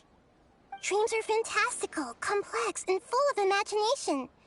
People's brains are the most active when they're dreaming. In other words, dreams are rich bundles of human wisdom. So in other words, the complete opposite of how Hypatia understood it. Paimon remembers her saying that the sages think dreams are foolish delusions, and the fact that no one dreams is a blessing from Greater Lord Rukkhadevata. So it was all a dirty trick? The real story is that the sages from the Academia are using the Akasha to steal people's dreams for their own use, huh? Oh? By the sounds of it, you understand the current situation pretty well. So then, what about the Samsara? The beep is a prompt tone for Akasha operations. We still hear it every night, even... Those spaces kept disappearing before my eyes. But as soon as that beep sounded, many more spaces materialized. Those dreamscapes kept vanishing, but as soon as that beep sounded, more new spaces appeared. The Grand Sage said, "Go celebrate the birth of that god to your heart's content." Did he mean something more? My mind feels exhausted, even though I haven't done too much thinking. What is going... We've already experienced the Sub-Zerus festival.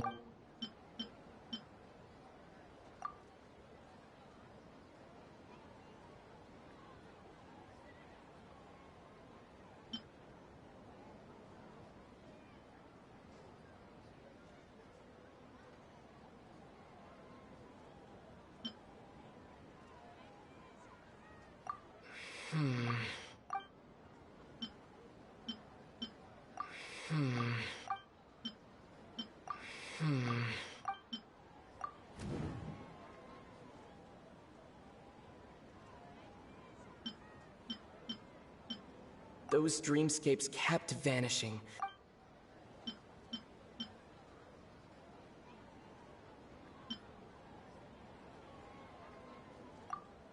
Correct. The Akasha is keeping each person's brain in a constant dream state, but also separating their consciousness from their own dream. Their disembodied consciousness is placed inside the collective dream of the Sub-Zerus festival along with everyone else's, while their now vacant dreams are harvested by the Akasha. No one is any the wiser as another day passes in the dream, and so begins another samsara cycle. People wake up to yet another dream about the Sub-Zerus festival. The dreams that belong to them are once again harvested by the Akasha, and so it continues. So, this is like a dream factory, and the Akasha is a dream harvesting machine. Did Paimon get that analogy right? Very good, Paimon. Using analogies well is an excellent habit to get into. Okay, so that beep we keep hearing is actually from our real-life Akasha terminals. Taking off our terminals in this dream doesn't do anything. Alright, last question. Who am I?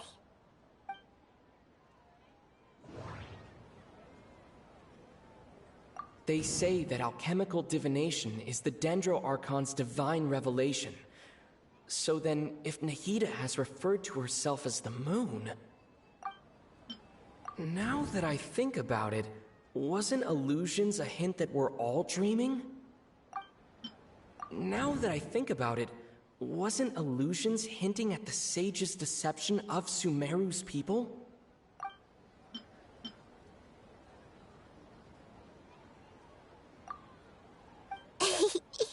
So you noticed. I thought that one would be the hardest question. That's why I put it last.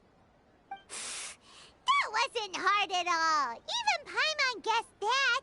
Everything about you is different. We just didn't want to expose you is all. Now that you mention it, Nahida, you've been hinting to us since the very beginning. It's funny. Thinking back to when we were asking all over the place for info about Lesser Lord Kusanali, Paimon didn't expect to meet you like this. Yes, those can wait until we're back in real life. On the other hand, I'd be happy to answer any more questions you have about here and now.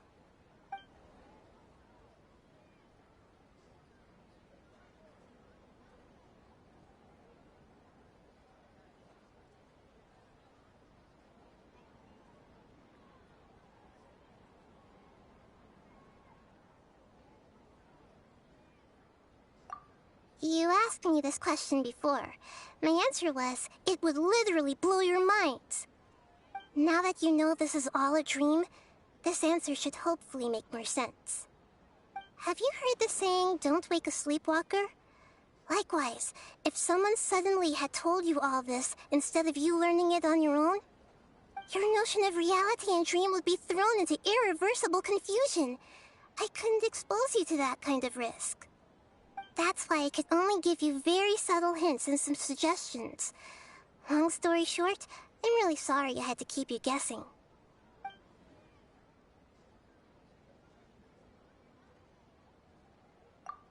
Firstly, this dream we're in is completely based on reality. People have already experienced this Sub-Zero's festival, so it would be very difficult for them to find anything that strikes them as surreal. Secondly, you're probably wondering why people don't have any memories from earlier samsara, right? That's because people don't remember their dreams most of the time anyway. And in any case, their actual dreams are being taken away from them by the Akasha.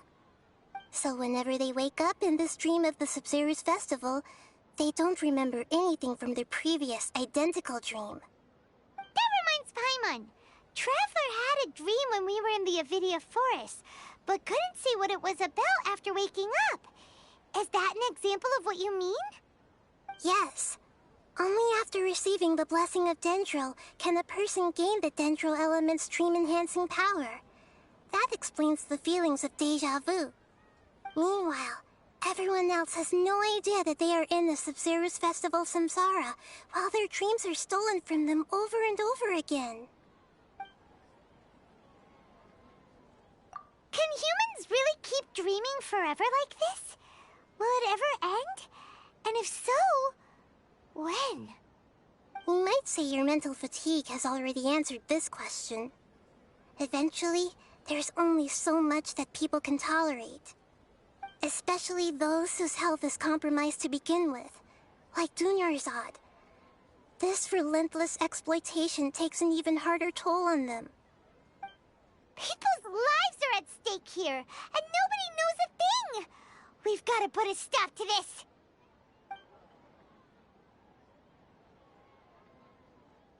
I know, right? Why did they have to base this dream on my birthday? Could it really just be a coincidence? Even you don't know the reason? Wow, now that's strange. The Academia sages are determined to harvest lots of dreams in a short time, no matter the cost. They have to be up to no good. Unfortunately, I don't know anything about it. Traveler, do you have any information?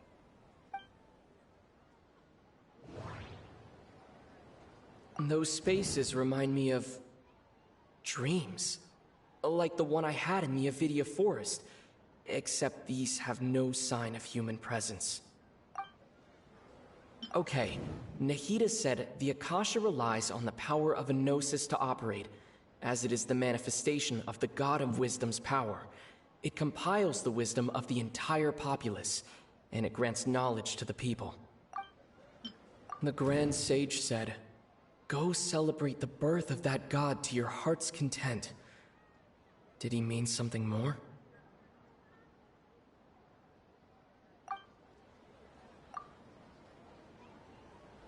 Celebrate the birth of that god? Could it mean...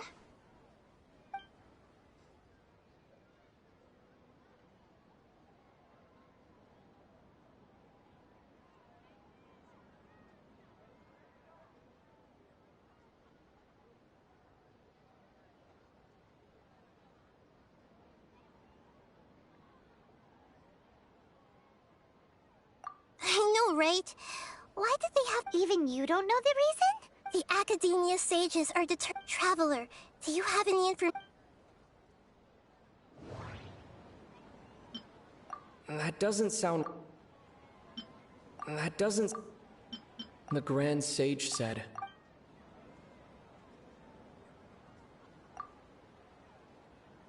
Celebrate the birth... Could it mean...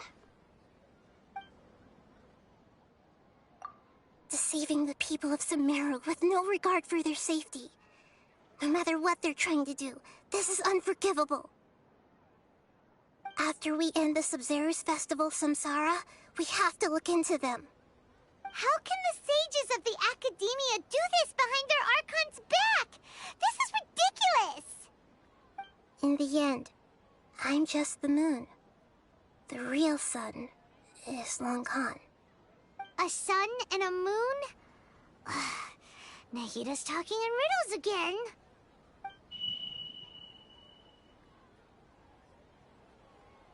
Oh, we're out of time today. I'll tell you how to break free of the samsara tomorrow. See you then.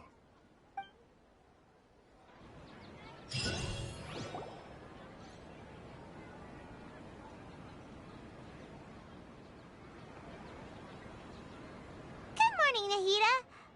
Wait. Now that Paimon remembers everything, should we instead say good morning, Lesser Lord Kusanali? Hey! What's wrong, Nahida? You don't look too good.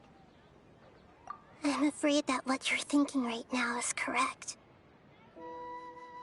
Did Dunyarzad already disappear? No way! Are we too late? The real Dunyarzad's consciousness has indeed disappeared. It can no longer endure the constant dream harvesting. Paimon can't believe it. Wait, so what about that other Dunyarzad? Just what is she? Is she also going to disappear? She's actually something like a puppet, but not completely. The real Dunyarzad's consciousness could no longer keep playing her role in this dream. So another Dunyarzad appeared to replace her in the dream. Just like the grass and the trees, that Dunyarzad is just a building block of the dream that helps to keep it going. But personality-wise, she's nothing like the real Dunyarzad. Puppets are stiff, and can't copy a living person's vitality. After all, they're just there as filler. You know, speaking of which, the old Dunyarzad might not have been too different from a puppet. Dunyarzad truly believed that she met you within her consciousness, and it was you who inspired her. So you do remember her after all. Yes. Back then, her family was overly protective of her. No one cared about her personality or thoughts. It was as if she only lived to stall her Elazar. I just gave her a little wisdom so she could look at life in a new way. So that she could be her own person. But even so, she's still... far from it. I'm still a long way off from being a real Archon. I couldn't even save her. If I were a competent Archon, I wouldn't have let my most faithful follower die at the Sub-Zerus Festival with so many regrets. Please don't beat yourself up over it, Nahida. It's the Sage's fault, and theirs alone. I'm not beating myself up. All I did was to rationally observe the distance between myself and a real Archon. Don't be like that, Nahida. Even real Archons are still allowed to be sad.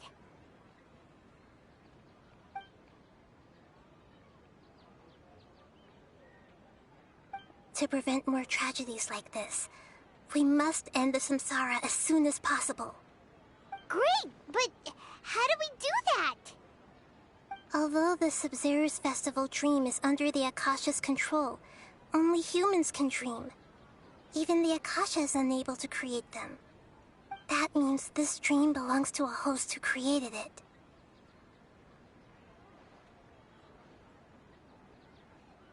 Huh? So, how should we find that person? Well, if this is someone's dream, then everything here must come from deep within their consciousness. Which means, with the power of imagination, they can change anything in this dream. Imagination? What do you mean by that? Imagination means breaking through what you perceive as normal. Like when a server at a tavern brings a plate to you, you'd naturally assume that food is on it. However, if you're the dream's host and you become aware that you're dreaming, when you imagine gold and more on the plate, the dream will respond in kind and the server really will bring you gold and mora. But right now, our host is unaware that this is a dream. No matter how many times they're served, it will always be food. Find some way to make that person realize that they're dreaming. Usually, once that happens, the person will wake up and the dream samsara will be broken. How are we going to find them, though? If it could be anyone, it'd be like looking for a needle in a haystack. And even if we did find them, how are we supposed to make them realize they're dreaming? After all, like you said, don't wake a sleepwalker. It's extremely difficult, yes. But the only ones who can do it are you two. Remember, everything you've achieved up to this point has all been for the sake of finding the host and ending the samsara. As for me, during this time, I'll be out of town. Out of town? Are you going to that place full of dreams where the Traveler went? Yes. I want to try something. There must still be a small wisp of possibility. Hurry and go. Dreams are supposed to be fantastical, romantic, and full of pleasant surprises. Unnecessary things like this samsara need to end. Paimon's still a little upset that we've come this far only for Dunyarzad to... She was such a good person, with such a simple wish. But fate was against her. Yeah, saving Dunyarzad is what kept us going this whole time. But we mustn't lose hope, Traveler. Dunyarzad would definitely want to see us save everyone else. So let's break the samsara for her sake. Paimon's wondering, do you think the sages would get one of their own to be the host of this dream? Feels like it would be easier to control it that way, no?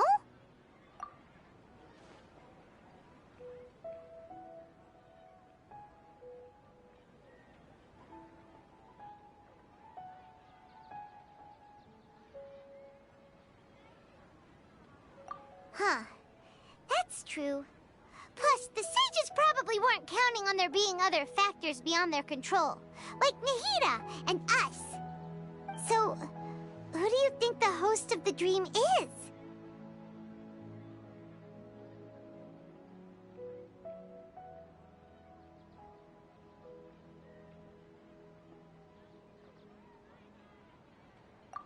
Oh, that would make sense. Ferris, the Knight of Flowers, is a symbol of the whole Sub-Zero's festival, right? Pretty core character.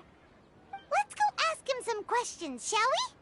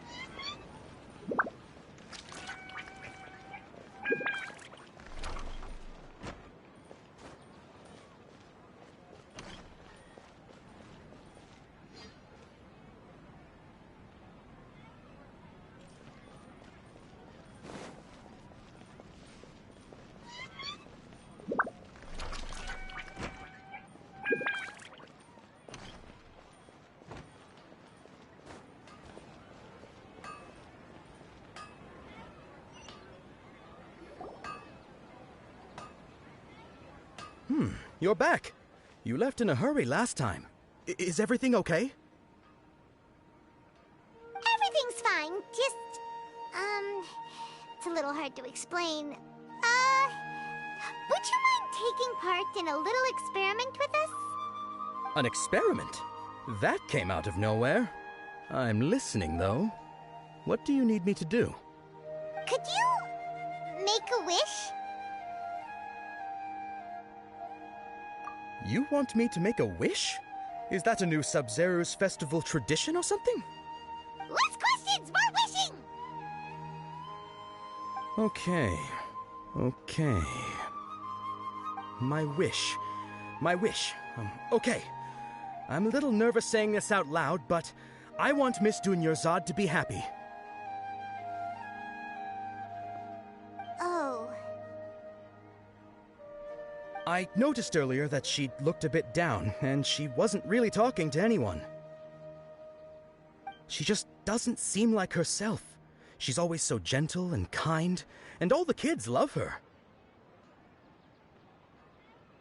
I've also wondered if the reason she asked me to be Fairest Knight of Flowers is because I'm special to her, or something.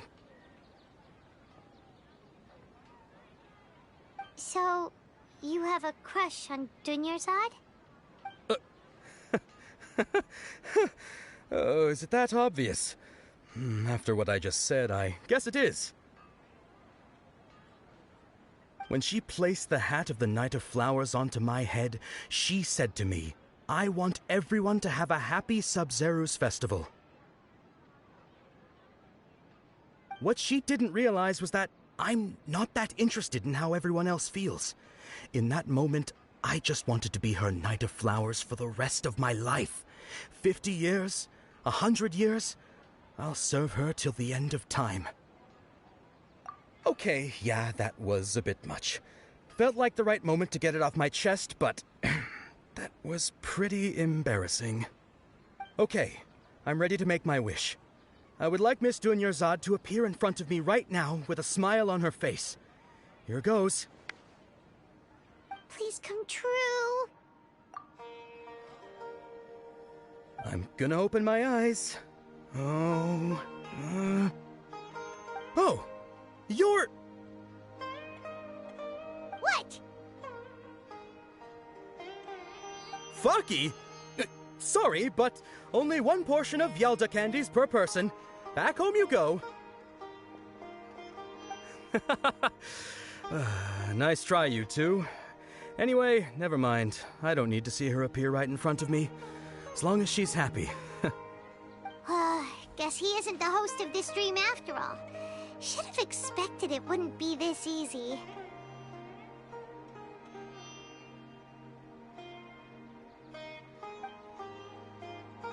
It seems like everyone who knows Dunyarzad loves her, but none of them has any idea that she...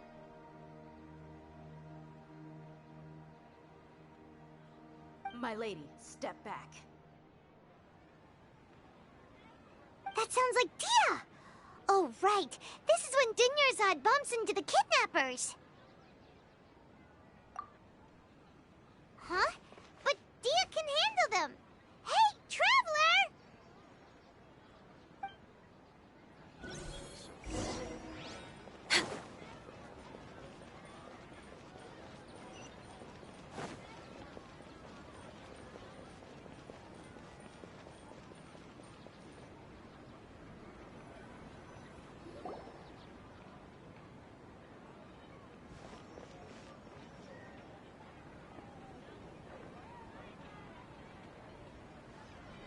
Oh, it's you. Great timing. Please take...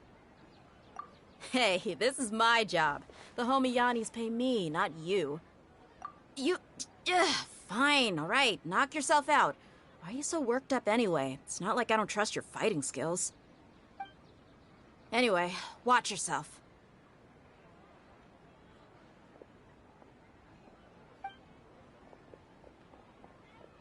So you got yourself some backup. Suit yourself.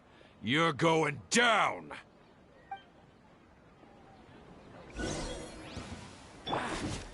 Sketch me! Today. Ring cutter! Look at you, Foozhound! I'm going in!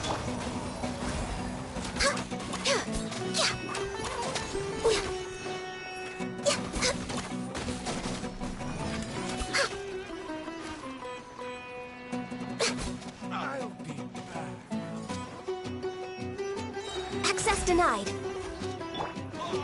No, my sword! Shaken and stirred!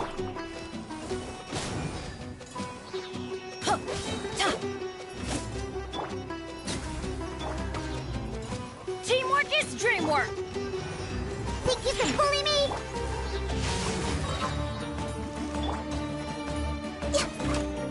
No touching.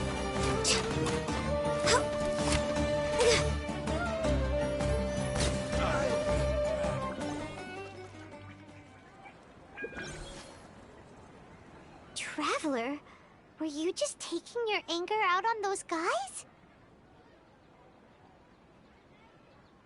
You and Nahida both. Dunyarzad wouldn't want to see you two like this. Oh, and speaking of her, Paimon just remembered something. Remember how during the first Sub-Zero's festival, before the Samsara started, we came here with Dunyarzad because she wanted to pick something up? She said it was because she had forgotten something. Okay, so Paimon's memory is working so far. Anyway, Paimon also remembers that she is staying somewhere around here. She pointed it out to us the night before the Sub-Zero's festival. Yeah, even if it's only a tiny clue, it'll probably still help us more than this needle in a haystack search.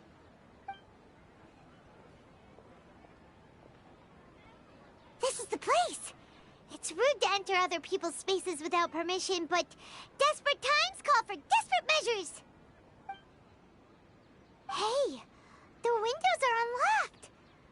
Okay, Paimon's gonna take a peek inside.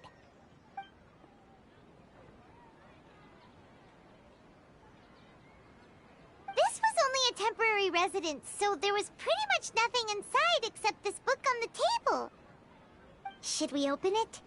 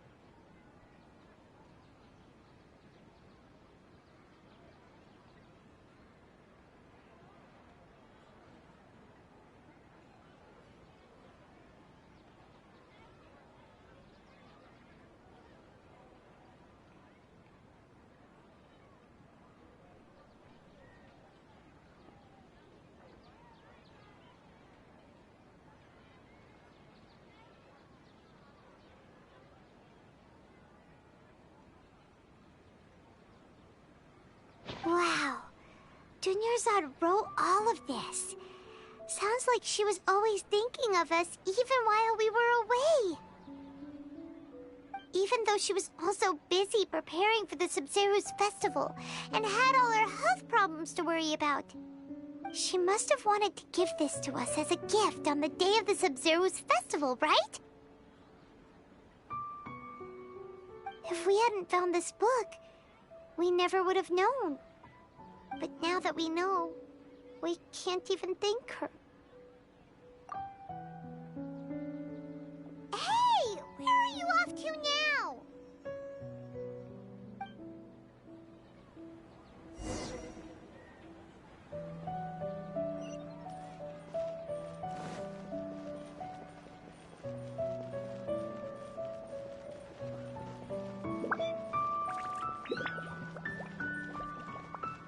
We're way behind schedule.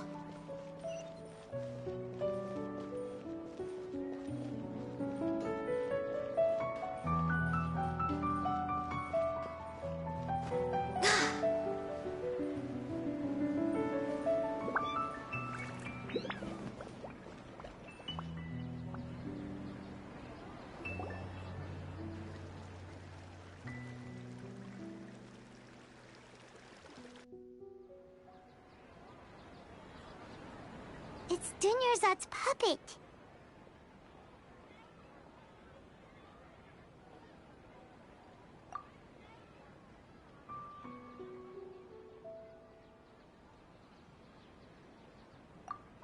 Traveler?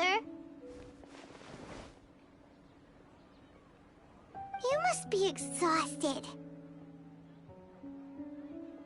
Come to think of it, we've been stuck in this place for a really long time. Heck, even the last time we were chatting happily with Dunyarzad feels like an eternity ago.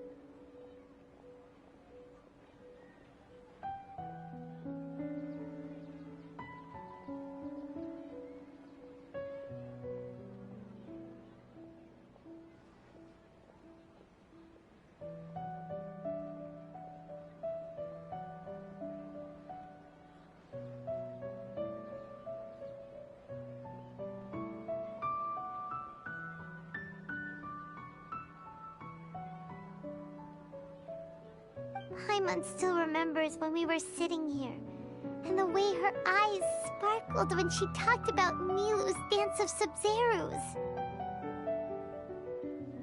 There will always be frustrations in life, but I know that the point of living is not to leave behind any regrets.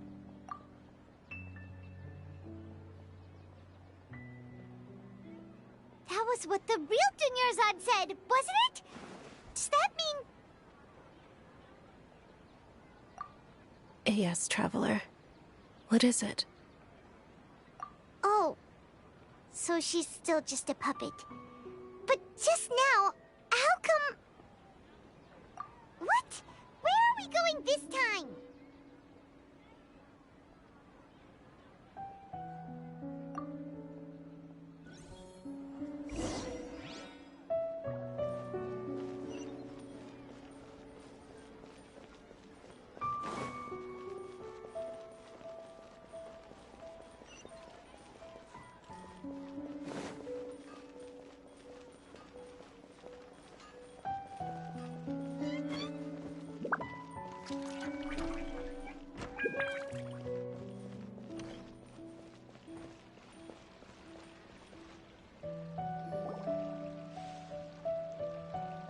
If you continue to resist, we will have to order an investigation into every single event organizer. The Grand Sage has already granted you much leniency. I advise that you exercise tact. How did things turn out like this?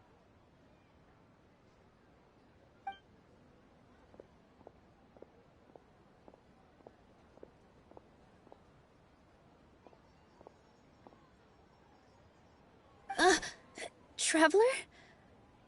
You don't have to get involved. He's a sage from the Academia. I don't want to drag you into this. Traveler? Traveler? What the heck are you doing? If you get arrested by the Academia, that's another day gone to waste!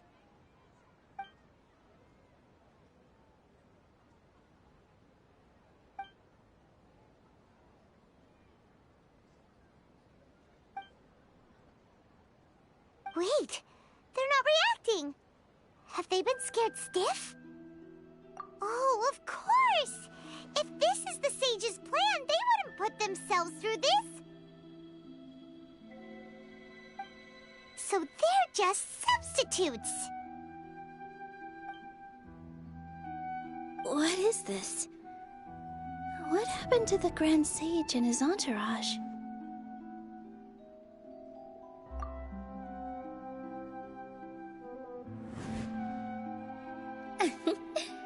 Like I said, they symbolize the goddess of flowers.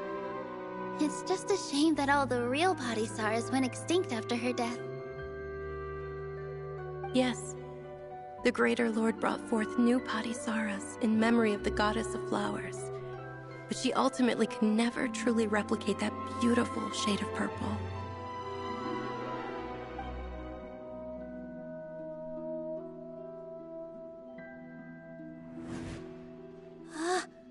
That beautiful shade of purple. Aren't these flowers real Padisaras? Just like the ones from the legend? I didn't even notice. Dunyarzad, did you find these? But didn't you just say all the real flowers went extinct after the goddess of flowers passed away? So, how? Yeah. What's going on here? Huh? You guys are acting weird. But okay, I'll try.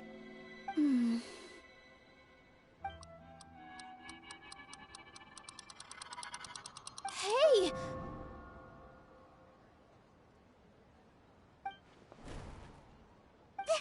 They disappeared! So Nilu's the host! What a surprise! Purple Padisaras don't exist in the real world anymore. But in Nilu's subconscious, they can appear as decorations on the stage. It's just like the example Nahida told us. People assumed there will be food on a plate, and Nilu assumed there would be real Padisaras in the flower pots.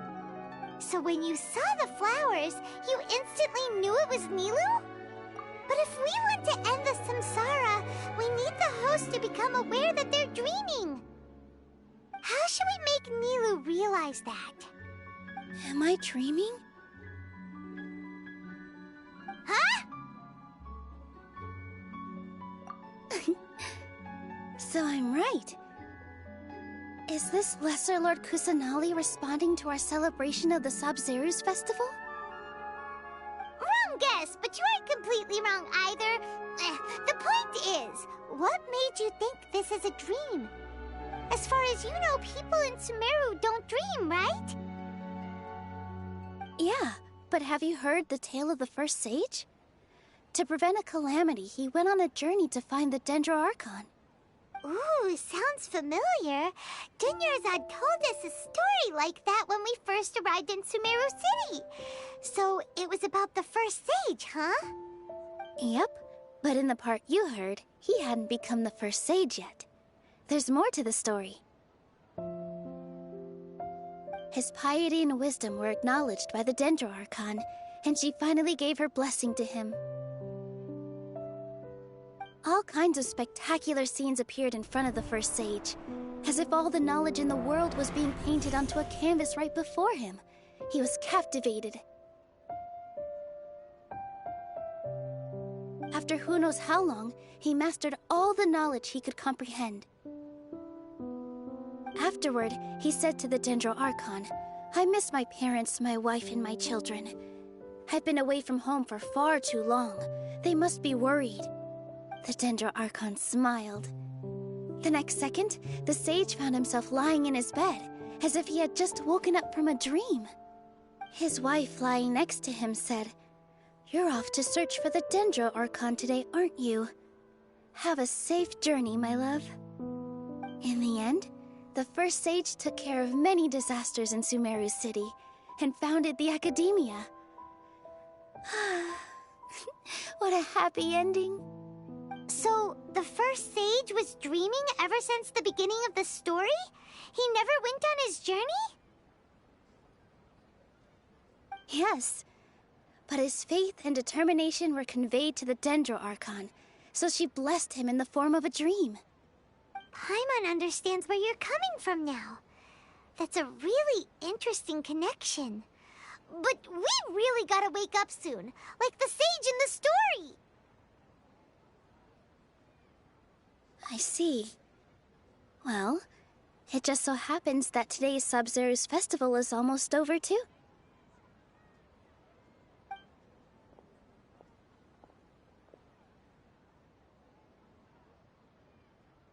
Since we're in a dream, let's make this final dance of Sabzeruz as beautiful as we can.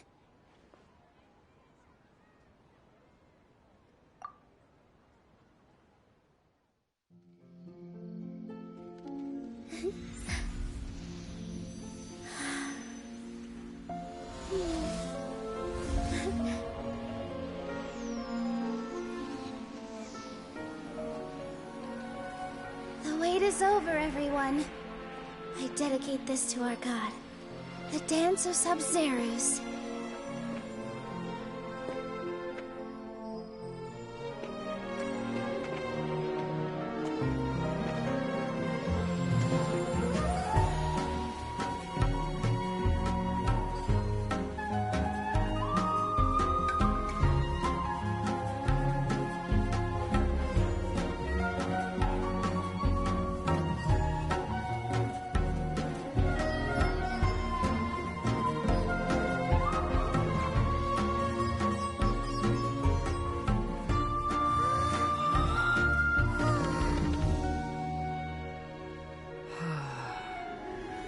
I'd be lying if I said I had no regrets.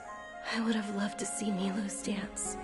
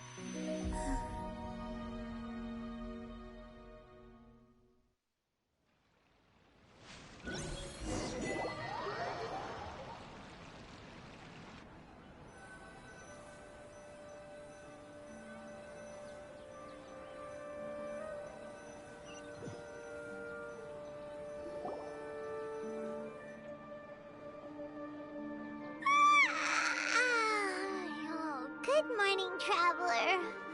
Oh, Paimon feels like she's been asleep for the longest time.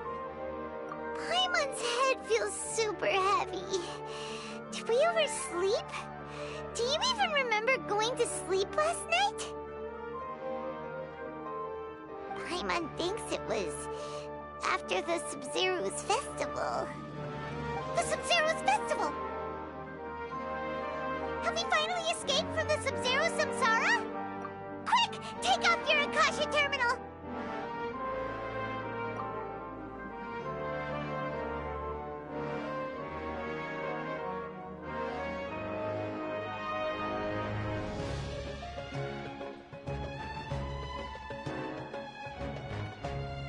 She's not in her room! What happened? Huh? What usual spot?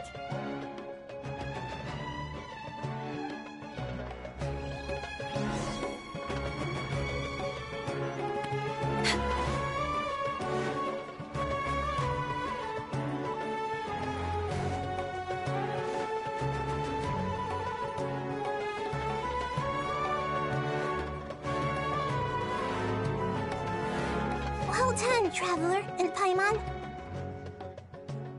And thank you, Dunyarzad, for organizing the Sub-Zerus festival for me. I'm sorry, who are... Dunyarzad! You're okay! Oh, don't scare us like that! Oh, Traveler Paimon. I have something amazing to tell you. I just had a dream, and I saw Nilou performing the Dance of Sub-Zerus.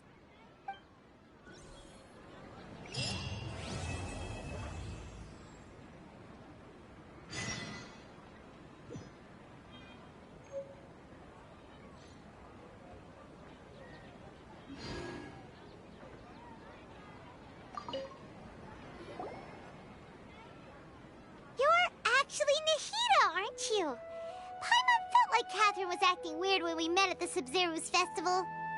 And Dunyarzad, did you save her? It's a really long story. We shouldn't disturb her. Her consciousness is still weakened. Let's chat somewhere else. How about by the Traveler's favorite bench?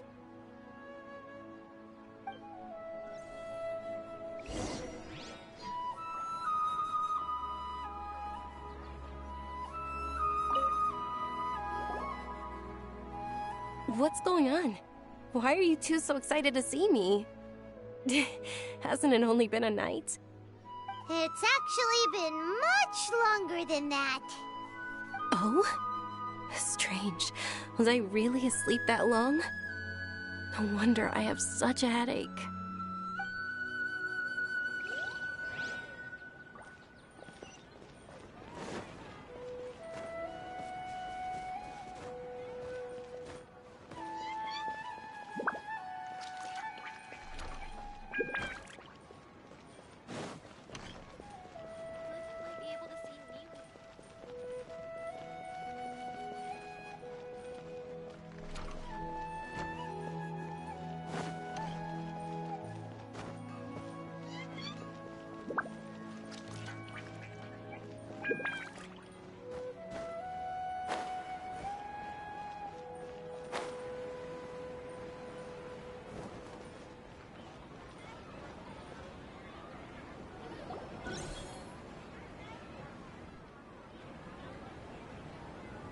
Let's talk about Dunyarzad first. It's such a relief that she's all right. After we parted on the last day of the Sub-Zero's festival, I left the city and saw what the Traveler had described. Among the countless dreams, I found one that was growing fainter and fainter. This proved my suspicion. Once Dunyarzad could no longer bear the Akasha harvesting her dreams, her consciousness began to dissipate. But this also meant it escaped the Akasha's control. Such a small fragment of consciousness can't last for very long, though. It will return to its original dream, where both will gradually fade until they completely disappear. I used all the power I had to keep her dying dream alive as long as possible, but it still wouldn't have lasted for much longer if it hadn't been for you two breaking the samsara. So it looks like we did manage to save Dunyarzad in the end. Not a moment too soon. Huh? Why are you two smiling so happily? I thought you'd be so moved that you'd start crying. I need to spend more time observing human emotions. Both are fine. Everyone reacts differently. All right. You two must have a lot of other questions for me, right? After all, you saved my faithful believer. As your reward, I will answer any and all questions.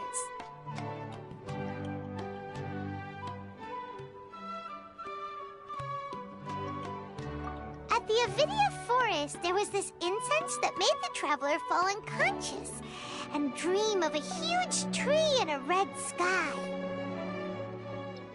You also heard someone's voice, right? It said world and forget me. Yeah, so you do know! We've been wanting to ask you what that was about, and if the red sky was related to Conria. It seems like the Traveler established a connection to Irminsul. That was a message left by Greater Lord Rukkhadevata's residual consciousness in Irminsul. Perhaps her last memory before she died. As you two probably know, Greater Lord Rukkhadevata disappeared after the disaster in Conria. The timings of these events do line up, so your suspicions are reasonable. A message from Greater Lord Rukkhadevata? We thought it was from the Scarlet King. The Scarlet King? That god who died even longer ago? Some present-day desert dwellers still worship him. You probably just heard some of their conspiracies. Okay, so what does the message mean?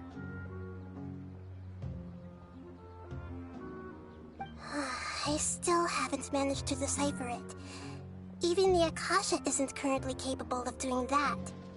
Greater Lord Rukkhadevata's residual consciousness in Irminsul seems to be contaminated with something that has a very dangerous aura to it. Many devoted scholars go mad as soon as they connect their consciousness. I've warned the Academia about this many times, but people still keep falling victim to it. But I believe this is the key to saving Irminsul. That's why I've kept trying to decipher it.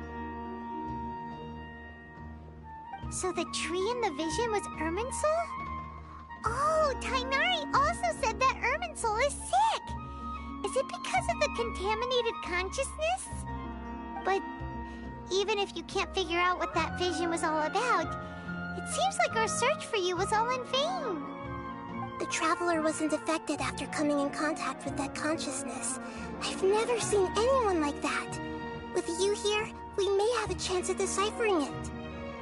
No, we must decipher its secrets. I've already eliminated all other factors that might affect Irminsul. This is the only one left. This puzzle has life and death at stake. It could determine Irminsul's fate, as well as Tevat's. To be accurate, I'm using the Akasha as a medium to occupy Catherine's consciousness. How did you do that? Poor Catherine. Does this mean you can also occupy other people's consciousnesses? Theoretically, I can enter anyone's mind as long as they're wearing their Akasha terminal. The Akasha is the legacy of Greater Lord Rukkhadevata. As Lesser Lord Kusanali and the first Akasha terminal, my consciousness has always been linked to the Akasha. I've always respected my people's free will, so I've never actually occupied their consciousness. When necessary, I just borrow this bionic Snezhnayan puppet. Hold on. Did we just learn some deep, dark secret? So Catherine is... No wonder Paimon felt something was off about her. What about your own body? Why do you need to borrow other people's? Don't you live in the sanctuary of Surasthana? That story begins a long time ago. After Greater Lord Rukkhadevata disappeared, the sages found my newly born self and took me back to Sumeru. At that time, I was young and weak. The sages kept me in the sanctuary of Surasthana, ostensibly for the sake of protecting me. But I've hardly heard from them since. However, I do understand that they had hoped to find Greater Lord Rukkhadevata instead of me, a symbol of her passing. So, the sages basically put their new Archon under house arrest? How dare they! Why don't you teach them a lesson, Nahida? In some ways, they aren't wrong. Greater Lord Rukkhadevata was omniscient and omnipotent. Even after her death, the Akasha is still empowering this nation. And I'm still really far away from being able to call myself the God of Wisdom. Moreover, the Academia is also more proficient at governing this country. My existence has little meaning. Yeah, you got a lot of believers. Just look at the Sub-Zero's festival. Everyone who showed up truly loves you. Thank you for the kind words. But I honestly don't need physical freedom as long as I can connect my consciousness to the Akasha. Trying to find a way to save Irminsul is my life's mission and top priority. I will work on that, and try to live up to being a deity in the meantime. Every once in a while, I will also take up the duties of the God of Wisdom and enlighten a lost soul here and there. Doing all that should be enough. There's never been any big problems with the Academia's governance of Sumeru. This is the first time I've seen them step out of line. I wonder what caused them to go down this path, and what they hope to achieve. Even though the city's residents haven't noticed anything strange, if the Traveler hadn't broken the Sub-Zero's samsara, the situation could have become dire. I tried to do some investigating in the Akasha, but I couldn't find anything suspicious, and all the people of interest seemed to purposely avoid wearing their Akasha terminals. I think they're deliberately trying to hide something. Oh, that reminds Paimon. In Gandharvaville, there was a sage who had invited Tainari to join some kind of project. Could it be related? Regardless, I need to first investigate the sage's motives, make things right, and punish them if needed. But I'll have to be discreet, or they'll see me coming. You mean how the Akasha stops you from having dreams? Yeah, it's been such a long time. No one's noticed something's up? It's not that no one noticed.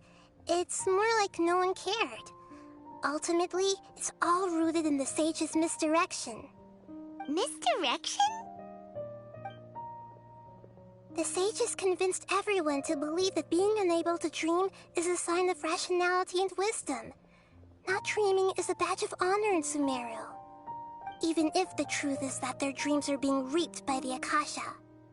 With their propaganda in place, the sages can maximize their use of the Akasha to facilitate their research. Besides, Greater Lord Rukkhadevata must have created the Akasha in the hopes that it could be used to its full potential. That's why I've never come out strongly against this. Anyway, the perspective advocated by the sages drowned out any voices of doubt. By now, even those who never use Akasha terminals find it too shameful and embarrassing to talk about their dreams. Got it. I hope my answers were satisfactory, seekers of knowledge. To be honest, maintaining Dunyarzad's fading dream took a lot of mental energy. I think I may need to rest for a while. Oh, and you don't need to worry too much about the sage's activities for now. The Akasha won't be able to conduct another project on the scale of the Sub-Zero's Samsara in the immediate future. Go and get some sleep. Leave everything to us. What a relief. This is truly the most exhausting birthday I've ever had. Traveler? Paimon? Why am I here? Do either of you know? Maybe you were sleepwalking. You know you can't wake up a sleepwalker. We happened to walk by, so we thought we'd wait for you to wake up. I see. Huh. I should visit my maintenance personnel sometime. Oh, I'm fine. I better go. Thank you.